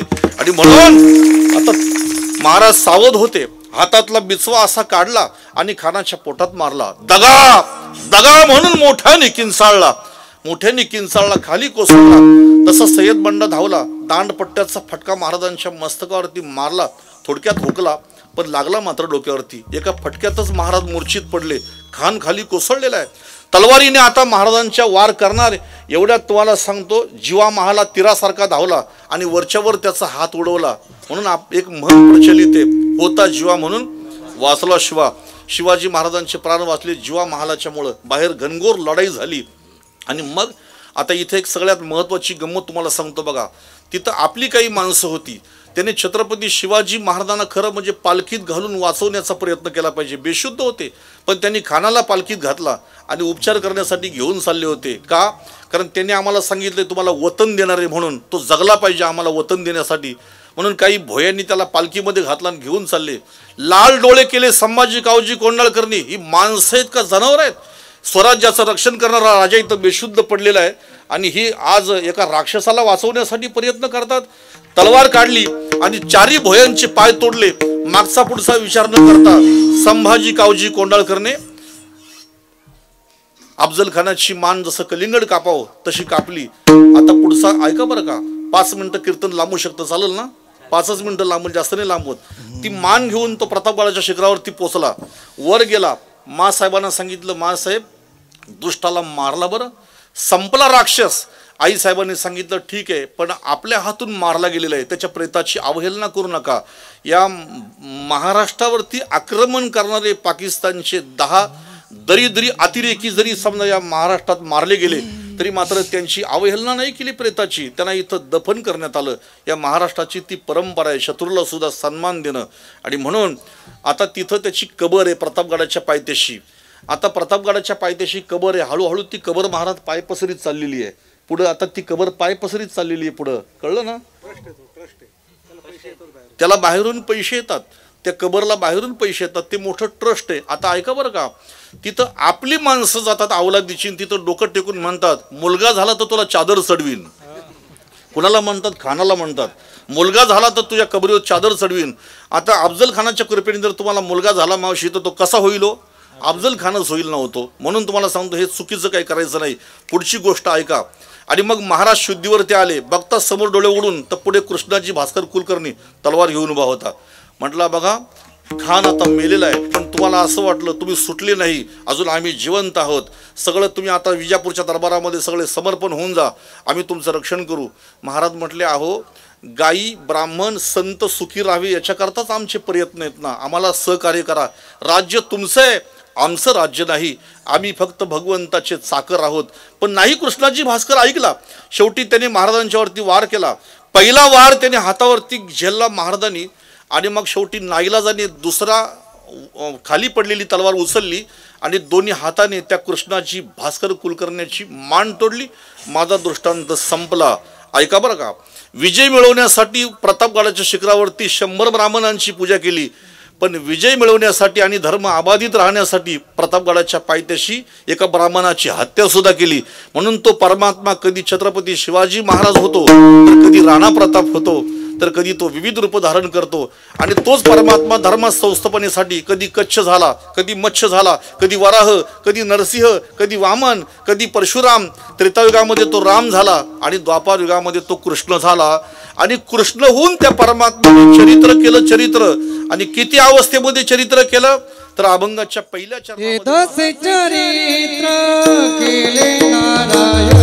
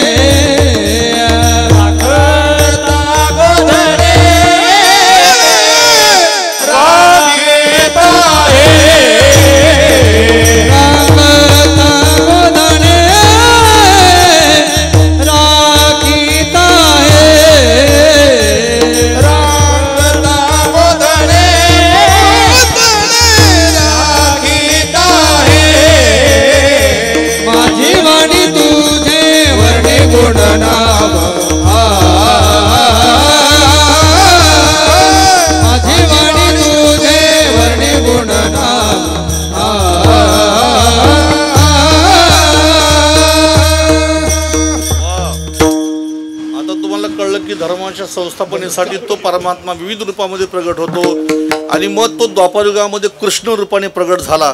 आणि कृष्ण रूपाने प्रगट झाल्यानंतर त्याने चरित्र किती अवस्थेमध्ये केलं? 2 अवस्थेमध्ये. अवस्था म्हणजे दशा म्हणजेच अवस्था. माऊली श्री ज्ञानोबा म्हणतात तै दशेची वाट न पाहता. दशा म्हणजे अवस्था. भगवंताने कोणत्या अवस्थेमध्ये चरित्र केलं? एक रांगताना आणि दुसरं गायी चारताना भगवंताने चरित्र केलं. मग आता रांगणंही सोडलं, गायी चारणंही सोडलं आणि परमात्म्याने ते सोंग बाजूला सारून आता भगवंत धर्म संस्थापनेसाठी सज्ज झाले. हे सोंग सारिले या रूपे अनंते, पुढेही बहुत करणे आहे.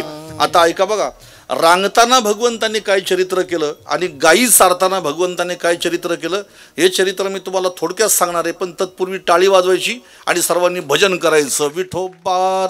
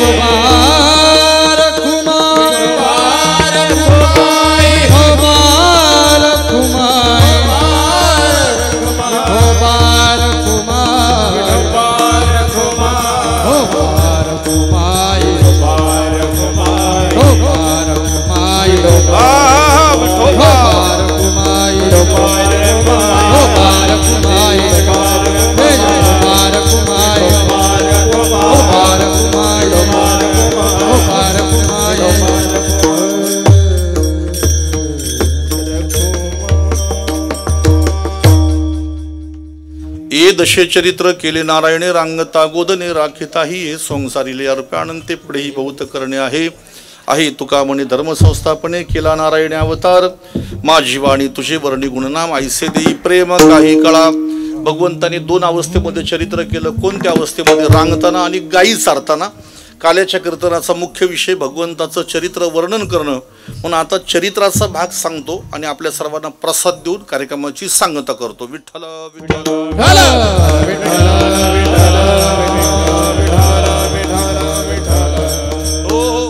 द्वापरयुगामध्ये कंसादी दैत्य उन्मत्त झाले. धर्माचा ऱ्हास होऊ लागला आणि धर्माचा ऱ्हास होऊ लागला म्हणून श्री भगवंताने आपला अव्यक्तपणा बाजूला ठेवून भगवान श्री कृष्ण रूपाने प्रगट झाले.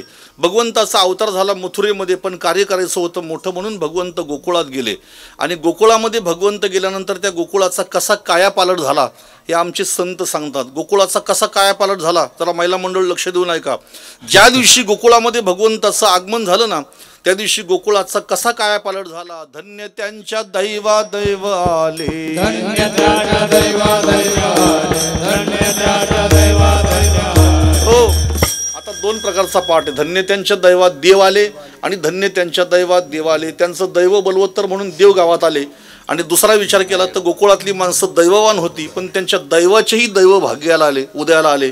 देवाचं आगमन गावामध्ये झालं. गोकुळातली लोक आहेत ना, गोकुळातली लोक ब्रह्मज्ञानी झाली देव गावात आल्यानंतर. गोकुळातल्या लोकांना ज्ञान तर मिळालंच, पण गोकुळातली माणसं श्रीमंत पण झाली. त्याचं कारण भगवंत गोकुळामध्ये आल्यानंतर त्याच्या पाठोपाठ लक्ष्मी सुद्धा गावात आली. घरोघरी झाला लक्ष्मीचा वास, दैन्य दारिद्र्याचा त्रास आला.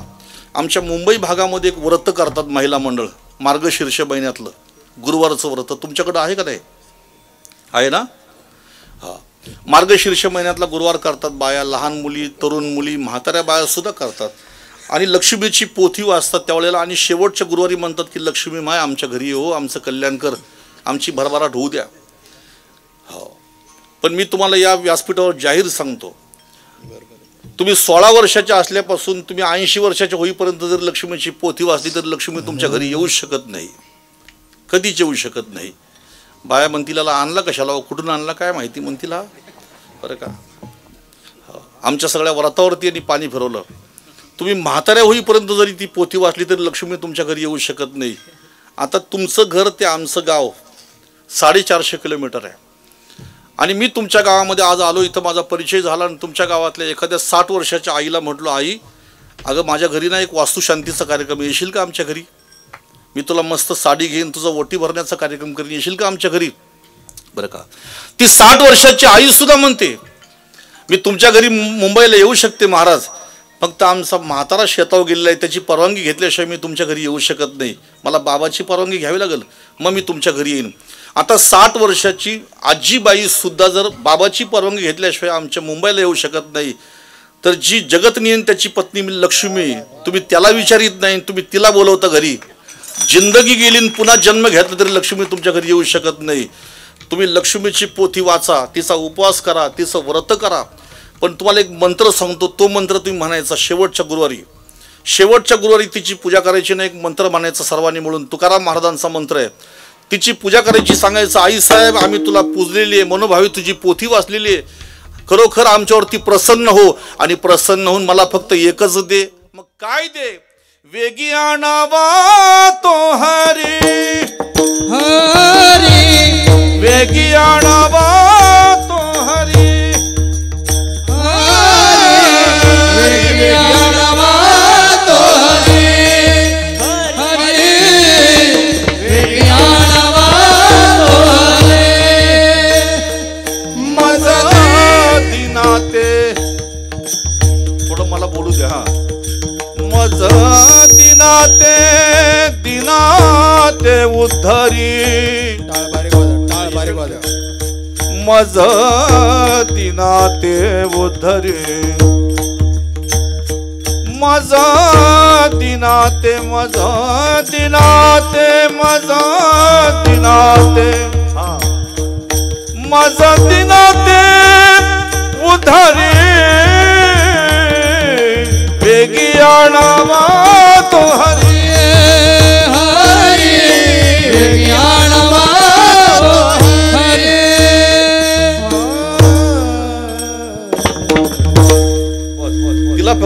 म्हणा तुझ्या फक्त पतीला आमच्या घरी पाठव. आता तिचा पती तुमच्या घरी आला का ती त्याच्या पाठोपाठ आलीच, कारण त्याचे पाय ती सोडतच नाही ना हो. पाय लक्ष्मीच्या हाती म्हणून येतो काकुळती, कारण त्याचे पाय तिच्या हातात आहे. ती म्हटली पत्नी म्हणून माझा स्वीकार करू नका, पण दासी म्हणून तरी कराल का नाही.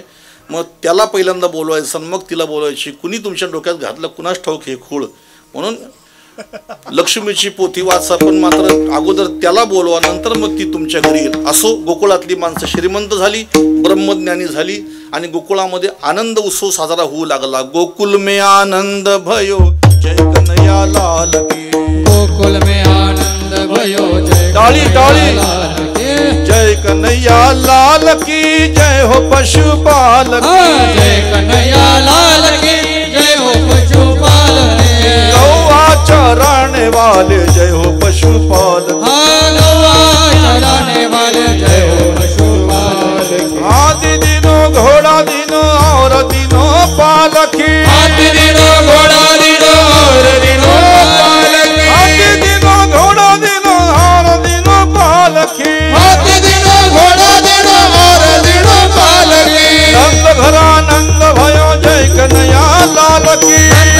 आनंद भयो जय कन्हैया लाल की. नंद घरानंद भयो जय कन्हैया लाल की.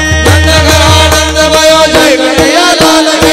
नंद घरानंद भयो जय कन्हैया लाल की. आनंद भयो जय कन्हैया लाल की. जय कन्हैया लाल की. बोलिए गोपाल कृष्ण भगवान की. असा आनंद उत्सव साजरा झाला, पण त्या आनंदामध्ये विरजन पडलं. 6व्या दिवशी तिथं पुतना मावशी आली. पुतना मावशीचं आख्यान मोठं आहे भागवतामध्ये. आता सगळं व्यापक स्वरूपामध्ये सांगत नाही, पण त्या पुतना मावशीला भगवंताने मारली, तिचं शोषण केलं भगवंताने. ती विषाचे स्तन भरून आली होती भगवंताला मारण्यासाठी. हो, अशी नटून थटून आली होती. भगवंताने तिचं विष प्याले, तिचं रक्त प्यालं, तिचं पंचप्राण भगवंताने शोषले. जी माणसं माळी महाराज बाहेरून बदलली ना, भगवंत त्यांना ठेवीतच नाही हो. पण जी आतून बदलली ना, भगवान त्यांच्या घरी स्वतःहून चालत जातो. रामचरित मानसामध्ये आलेली कथा आहे. भगवंतानी शूर्पणखेचं नाक आणि कान कापलं. ज्या माणसांनी भक्ती मार्गामध्ये नुसता मेकअप केला, डेकोरेशन केलं, भगवंत त्यांचे नाक कान कापून टाकतो.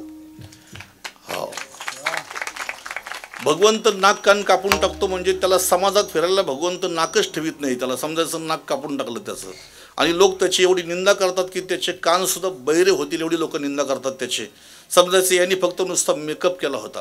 पण जी माणसं आतून बदलली ना, भगवंत त्यांच्या घरी जातात बरं का. शांती दया पाहुणा हरी करी, भगवान स्वतः त्यांच्या घरी पाहुणे जातात. पुतना मावशीने फक्त मेकअप केला होता. विषाचे स्तन भरून भगवंताला मारायला आली होती. भगवंताने तिला मारली मंडळी. पण तिला जरी मारली ना तरी भगवंताने तिला सायुज्य मोक्ष दिला. जेव्हा पुतना मावशीला पेटवली, तिच्या प्रेताला सुगंध सुटला होता. सुगंध, तिचा सुगंध सर्वत्र दरवळत होता. आणि आपण मेलो तर आतर मारायची पाळी येते. म्हणजे किती घोटाळे केले असतील तुम्ही सांगा बघा. म्हणजे किती स्वच्छ परमार्थ केला असेल तुम्ही सांगा. आतर मारायची पाळी येते. पुतना मावशी राक्षसीने होती, पण तिला सायुज्य मोक्ष दिला. तो सनकादिकांची माने सायुज्य सौरसुदिला पुतने, जे विषाचे स्तनपाने मारू आली. माबळ भटाची विटंबना केली. काग मारला, बग मारला, रिठा मारला, अवघी दैत्य खाणी बुडविले. अवघी दैत्य खाणी बुडविले. अवघी दैत्य खाणी बुडविले. अवघी दैत्य खाणी बुडविले. काग बग रिठा मारिले बालपणी, अवघी दैत्य खाणी बुडविली. आणि आता तो रांगू लागला. आता तो कसा रांगतो. रांगत रंगनी सोरीत लोणी, रांगत रंगनी सोरीत लोणी. धावोनी धरती कवळणी, धावोनी धरती कवळणी. बांधित चरणी देती कारणी, बांधित चरणी देती कारणी. यशोदे साजणी, यशोदे साजणी. कै दूध बक्षून तमाल निळे, नवल केले साजणी. कृष्ण आळवा परतोनी माते धावा. कृष्ण आळवा आळवा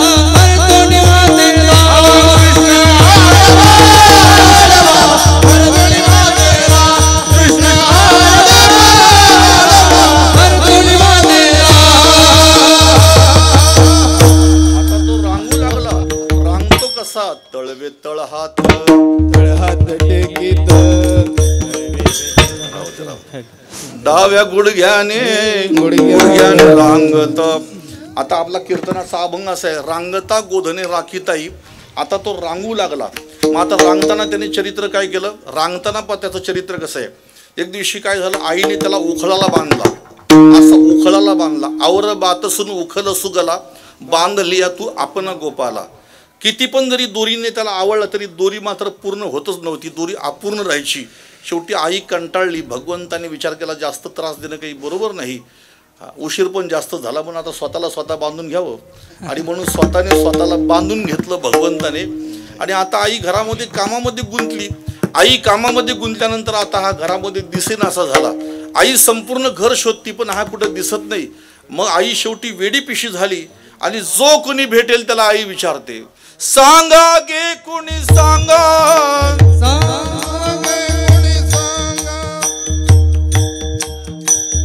सांगा गे कुणी सांगा, सांगा गे कुणी सांगा, माझा कृष्ण देखील का कुणी सांगा, सांगा कृष्ण देखील का कोणी सांगा, कृष्ण देखील का कोणी सांगा. हाती घेऊन या फुलं अंगणी रंगत आले मुलं, होते सारवीत मी चुल, कैशी भूल पडियली. आणि आई त्याला शोधित असताना तेवढ्यामध्ये विजांचा कडकडाट व्हावा तसा आवाज कानावर पडला. आई धावत गेली. जाऊन बघते तर 2 झाडं खाली कोसळलेली आहेत आणि 2 झाडातून 2 पुरुष बाहेर आलेले आहेत आणि ते दोन्ही पुरुष श्री भगवंताची स्तुती करतात. हे 2 पुरुष कोण तर हे कुबेराचे पुत्र विमलार्जुन. नारदाने त्याला शाप दिला होता, कोपू आला नारदाशी, वृक्ष केले नलकुबेराशी. त्यांना झाडं केली होती आणि भगवंताने त्या झाडाला स्पर्श करून त्या दोघांचाही उद्धार केला. हे रांगतानाचं चरित्र आहे. आता तो चालू लागला, आता तो बोलू लागला. एक दिवशी यमुनेच्या काठावरची माती खाल्ली, आईला विश्वरूप दाखवलं. आता तो झाला 5 वर्षाचा आणि त्याच्या वयाचे सवंगडी त्याने गोळा केले आणि मग 2 गट त्यांनी केले, एक दादाचा गट आणि एक त्याचा गट. गावचा विकास होण्यासाठी 2 गट महत्वाचे आहेत, पण भानगडी नको. गावचा विकास करण्यासाठी 2 गट महत्वाचे, कारण एकाच गटाच्या हातात जर सत्ता गेली तर विकास होईल असं मला वाटत नाही. विरोध करण्यासाठी कोणतरी असला पाहिजे, पण गावच्या विकासासाठी असले पाहिजे. भानगडी करायच्या नाही, मारामाऱ्या करायच्या नाही. माझं कीर्तन इथं शूटिंग चालू आहे तरी पण मी बोलतो. परवा दिवशी मुंबईमध्ये स्वर्गीय बाळासाहेब ठाकरेंच्या पुतळ्याचं अनावरण झालं, तुम्ही पाहिलं की नाही. पण त्या पुतळ्याच्या अनावरण प्रसंगी सगळ्या पक्षाचे नेते खांद्याला खांदा लावून उभे आहेत असे मस्तपैकी, आणि ते पण फोटो पण काढतात चर्चा करताना. पण इथं जर समजा ग्रामपंचायतच्या निवडणुकीमध्ये जर एखादा पडला तर तो आयुष्यभर समोरच्या माणसाचं नाव घेत नाही. काही दुर्दैवाची गोष्ट आहे. म्हणून तुम्हाला सांगतो, भेद हा पुढाऱ्यांच्या मध्ये कधीच नसतो, भेद हा मतदारांच्या मध्ये असतो. सगळ्यांनी मनाने एक व्हायचं. भगवंताने 2 गट केले, आता दादाचा गट आणि त्याचा गट तयार केला. पण मुलांना प्रश्न पडला, हो 2 सख्या भावांचे 2 पक्ष, आता आम्ही कुठल्या पक्षात जाऊ असा प्रश्न पडला. त्या मुलांना प्रश्न पडला. देवाने सांगितलं, माझी तुमच्यावरती जबरदस्ती नाही, तुम्हाला जिथे वाटेल तिथे जा, मात्र मी माझे गडी निवडलेले आहेत. माझे गडी कोण कोण माझे गडी कोण कोण, निवडा भिन्न यातून, निवडा भिन्न यातून, निवडा भिन्न यातून, निवडा भिन्न यातून, निवडा भिन्न यातून, निवडा भिन्न यातून. हो. आणि मग त्या मुलांना घेऊन भगवंत अनेक प्रकारचे खेळ खेळू लागला.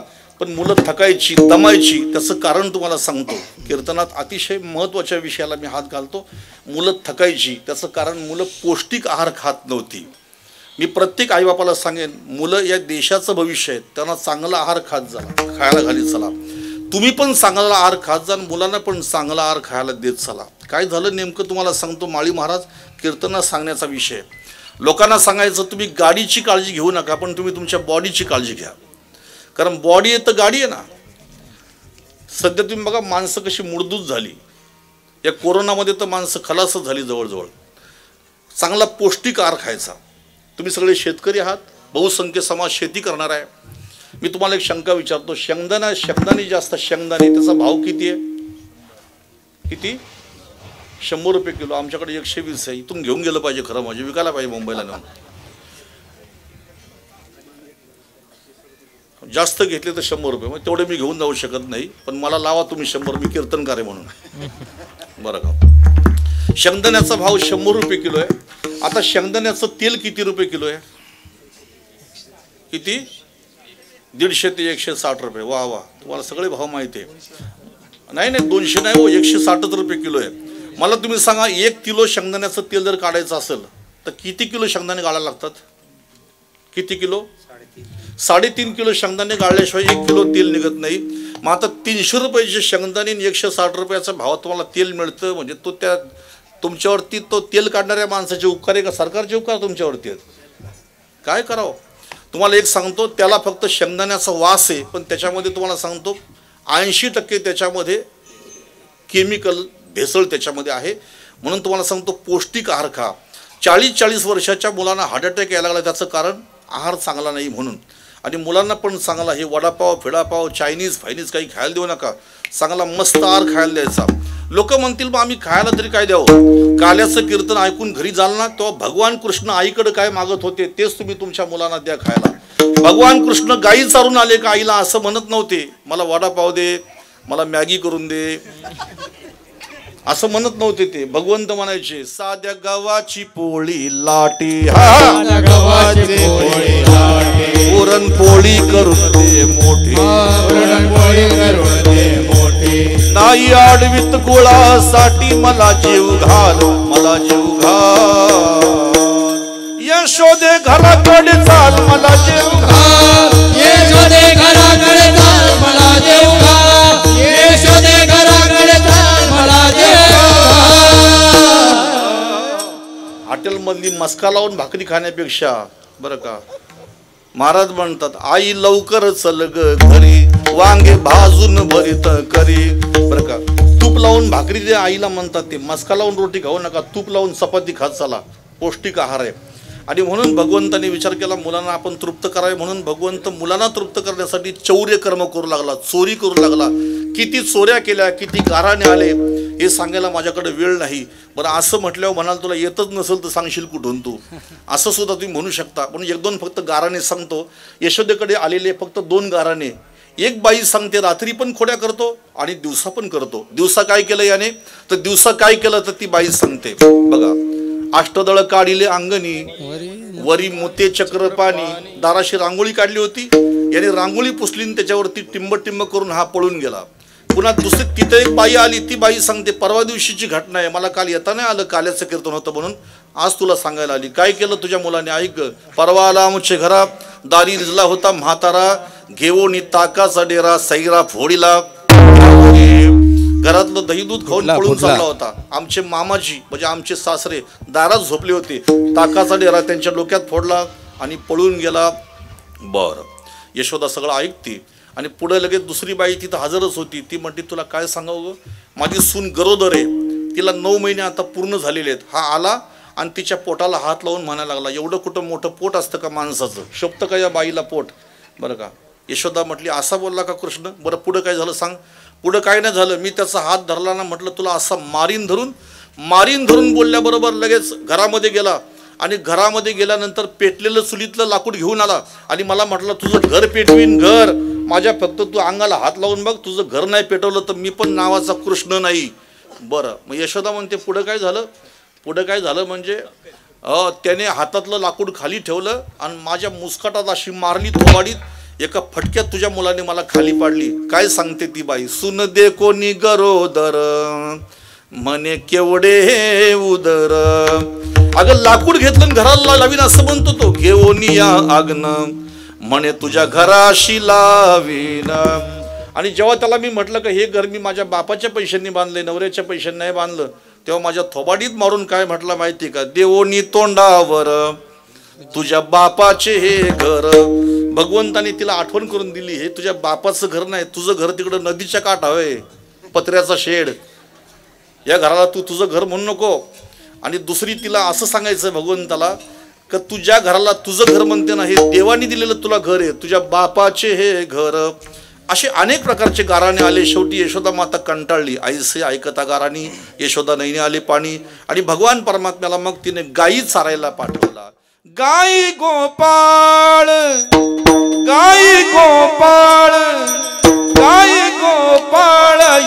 यमुनेच्या तटी हा गाई गोपाळ यमुनेच्या तटी गाई गोपाळ यमुनेच्या तटी हा गाई गोपाळ यमुनेच्या तटी गाई गोपाळ यमुनेच्या गाई गोपाळ गाई गोपाळ गाई गोपाळ यमुनेच्या तटी गाई गोपाळ यमुनेच्या तटी गाई गोपाळ यमुनेच्या तटी गाई गोपाळ यमुनेच्या तटी गाई गोपाळ यमुनेच्या तटी येती पानिया मिळून जग जेठी येती पानिया मिळून जग जेठी झेंडू चौगुण खेळती वाळवंटी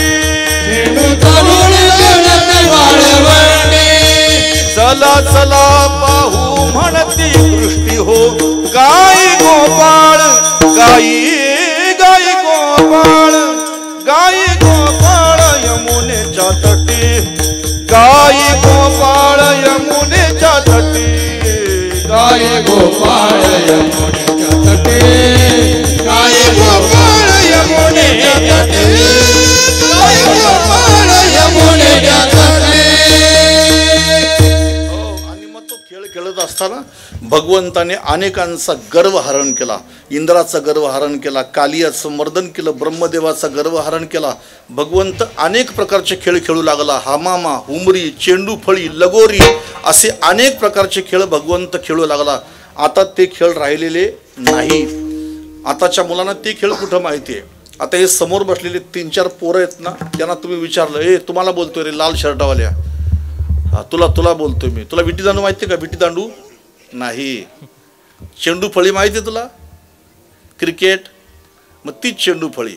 बरं गोट्या, भवरा, हामामा, हुमरी, चेंडू, बरं लगोरी नाही नाही, हे तुम्हाला खेळ माहीत नाही. तुम्हाला फक्त आता 2-3 खेळ माहिती आहे. पबजी माहिती आहे तुम्हाला, बरं का? आता एक नवीन खेळाला पोरांना मेंटल करणारा पबजी. आणि आई सांगते लोकांना, आमचा पोऱ्या रात्रभर जागा असतो, मरल थोड्या दिवसांनी, थांब जरा तू, ध्यानात ठेवा.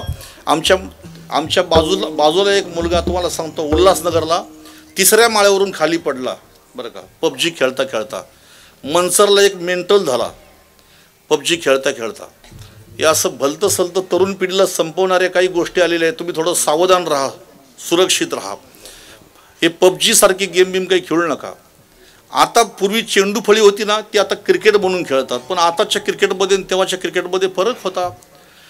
बघा, क्रिकेटमध्ये 11 जण असतात खेळायला, 11. माझा महाराज अतिशय आवडता खेळ क्रिकेट म्हणजे, बरं का. मला क्रिकेट अतिशय आवडतो. 5 मिनिटात संपवतो सेवा. क्रिकेट का आवडतो तर त्याच्यामध्ये एक गोष्ट खूप शिकण्यासारखी आहे. त्याच्यामध्ये बॅटिंग करणारा एकटा आहे, पण त्याला आऊट करायला 11 माणसं टपलेली आहेत. बॅटिंग करणारा एकटा आहे, पण त्याला आऊट करायला 11 माणसं टपलेली आहेत. त्याचं पाऊल कधी क्रीजच्या बाहेर पडतो ना, आम्ही त्याला कधी आऊट करतो. तसं कीर्तन करणारा बुवा एकटा असतो तालुक्यामध्ये, पण त्याला आऊट करायला अख्खा तालुका टपलेला असतो. का कधी बुवा आमच्या कचाट्यात सापडतो. म्हणून कीर्तन करणाऱ्या बुवाने आपलं पाऊल क्रीजच्या बाहेर टाकू नये, नाही तर त्याला समाज कधी आऊट करील सांगता येत नाही. समाज टपलेला आऊट करायला, चांगले चांगले आऊट केले समाजाने. म्हणून क्रिकेट बघत चला कीर्तनकार लोकांनी, प्रवचनकारांनी. हो, भगवंत क्रिकेट खेळायचे गोपाळांच्या समवेत, म्हणजे चेंडू फळी खेळायचे. आणि एक दिवशी खेळामध्ये रंगले असताना पोरं थकली, दमली. म्हटली, कृष्णा आता बस झालं रे, खांदी भार पोटी भूक, काय खेळायाचे सुख तुका म्हणे, आता खेळ मोडावा परता. चला वळू गाई बैसू जेऊ एके ठाई. सर्व गायी आता एकत्र केल्या, सर्वांच्या शिदोऱ्या भगवंताने सोडल्या, मोकळ्या केल्या. आणि सर्वांच्या शिदोऱ्या भगवंताने आपल्या शिदोरीमध्ये मिसळल्या, त्याचा काला केला. मध्यभागी उभे राहिले. सगळी मुलं अशी कमलाकार बसवली. जी मोठी होती त्यांना थोडी लांब ठेवली, लहान होती त्यांना जवळ घेतली. कारण जे लहान झाले त्यांना भगवंत जवळ घेतो, आणि मोठेपणा घेऊन आले त्यांना भगवंत दूर ठेवतो. अशा लहान मुलांना भगवंताने जवळ घेतले. आणि मग हातातली बासरी कमरेला खोवली, काठी त्याने काखेत ठेवली. आणि मग भगवंत डाव्या हातामध्ये पात्र घेऊन भगवंत आता प्रसाद वाटू लागले. विब्रदबेनु जठर पटयो शृंगवेत्रे च कक्षे वामे पानु मसृण कवलम तत्फलानांगुलेषु. असा तो मध्यभागी उभा राहिला आणि सांगितलं, चला आता सर्वांनी प्रसाद घ्या. करा वर हात सर्वांनी. तुम्हाला सांगतोय, करा वर हात. करा वर हात सर्वांनी. छान. करा ज्यांना देवाने हात दिले त्यांनी करा वर हात सर्वांनी. कॅमेरेवाले जरा यांचे फोटो काढा, मागच्या माणसांचे पण, त्यांचे आले पाहिजे फोटो सगळ्यांचे. छान. कसं दृश्य आहे बघा, किती सुंदर दृश्य आहे. नाही मी संपूत नाही कीर्तन, वेळ अजून कीर्तन संपायला. करा वर हात सर्वांनी. केले ना? आता मी जसं म्हणतो तसं म्हणा. भानुदास गीती गात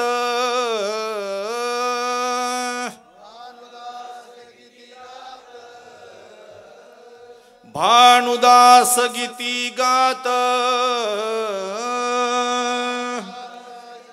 गात प्रसाद देतो पंढरीनाथ.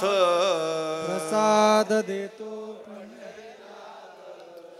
घ्या रे दही भात दही भात आम्हा देतो पंढरीनाथ. देतो पंढरीनाथ आम्हा देतो पंढरीनाथ.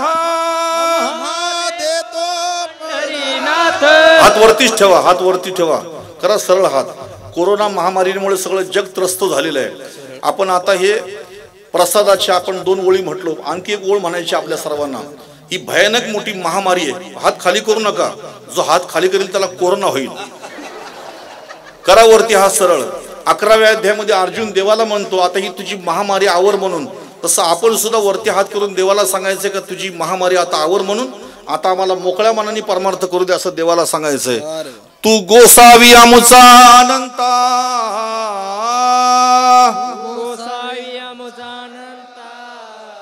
सुई ओढण माझिया जीविता. ओढण माझिया जीविता. साठवी हा पसारा मागुता. साठवी हा पसारा मागुता.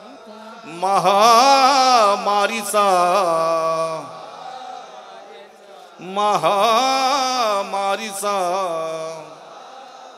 पुंडलिक वरद हरी विठ्ठल श्री ज्ञानदेव गोपाळ कृष्ण भगवान की.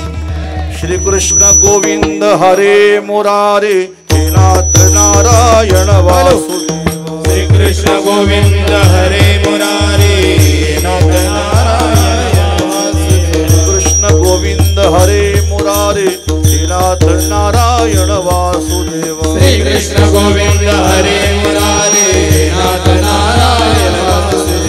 श्री कृष्ण गोविंद हरे मुरारे हे नाथ नारायण वासुदेव. श्री कृष्ण गोविंद हरे मुरारे नाथ नारायण वासुदेव. श्री कृष्ण गोविंद हरे मुरारे नाथ नारायण वासुदेव. श्री कृष्ण गोविंद हरे मुरारे नाथ नारायण वासुदेव.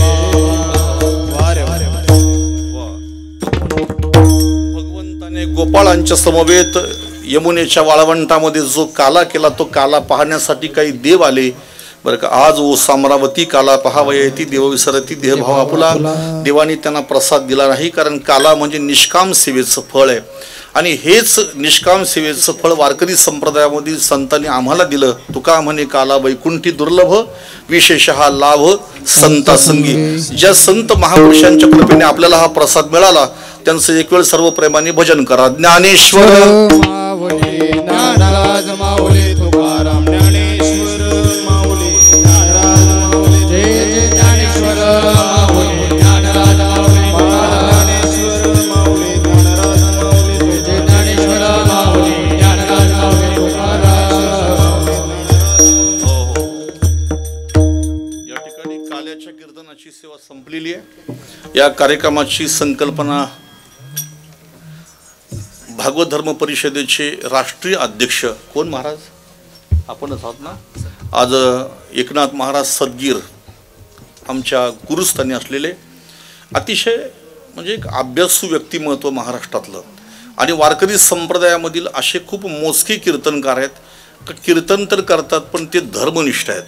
अशा धर्मनिष्ठ असलेल्या निवृत्ती बाबा वक्तेंच्या नंतर आमच्या डोळ्यासमोर जर दुसरे कोण असतील तर एकनाथ महाराज सद्गीर आहेत आणि म्हणून आज त्यांच्या माध्यमातून या भागवत धर्म परिषदेची आज निर्मिती झालेली आहे, स्थापना झालेली आहे.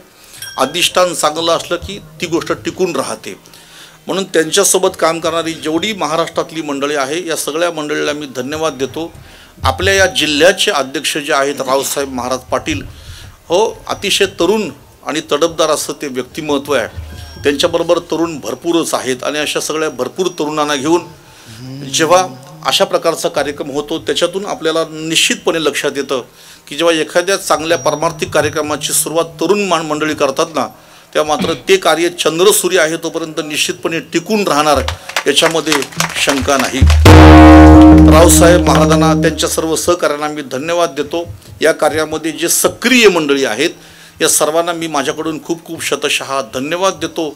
आज या ठिकाणी प्रशांत महाराज आपण मला या ठिकाणी बोलवलं आणि मला ही सगळी सेवा मिळाली. सद्गीर महाराजांचा पण मला फोन झाला. विशेष म्हणजे ढोक बाबांचा पहिल्या दिवशीच फोन आला का तुम्ही त्यांना फोन करून सांगा माझी प्रकृती बरी नाही म्हणून, पण तुम्ही कार्यक्रमाला जायला चुकू नका.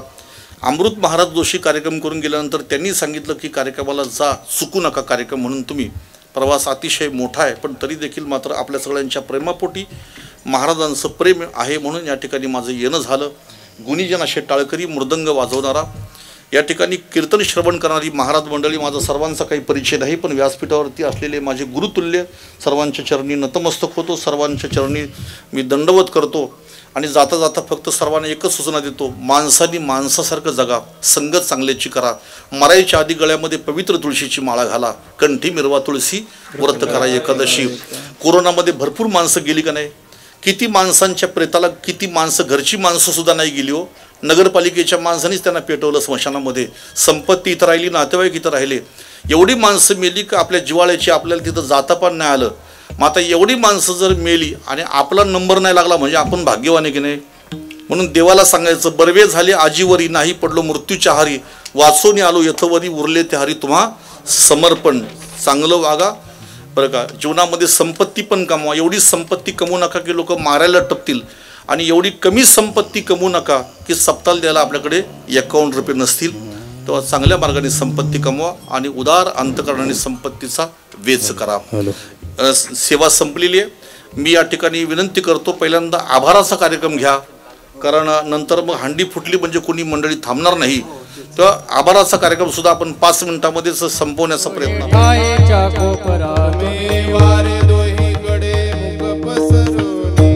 तुका म्हणे हाती टोका,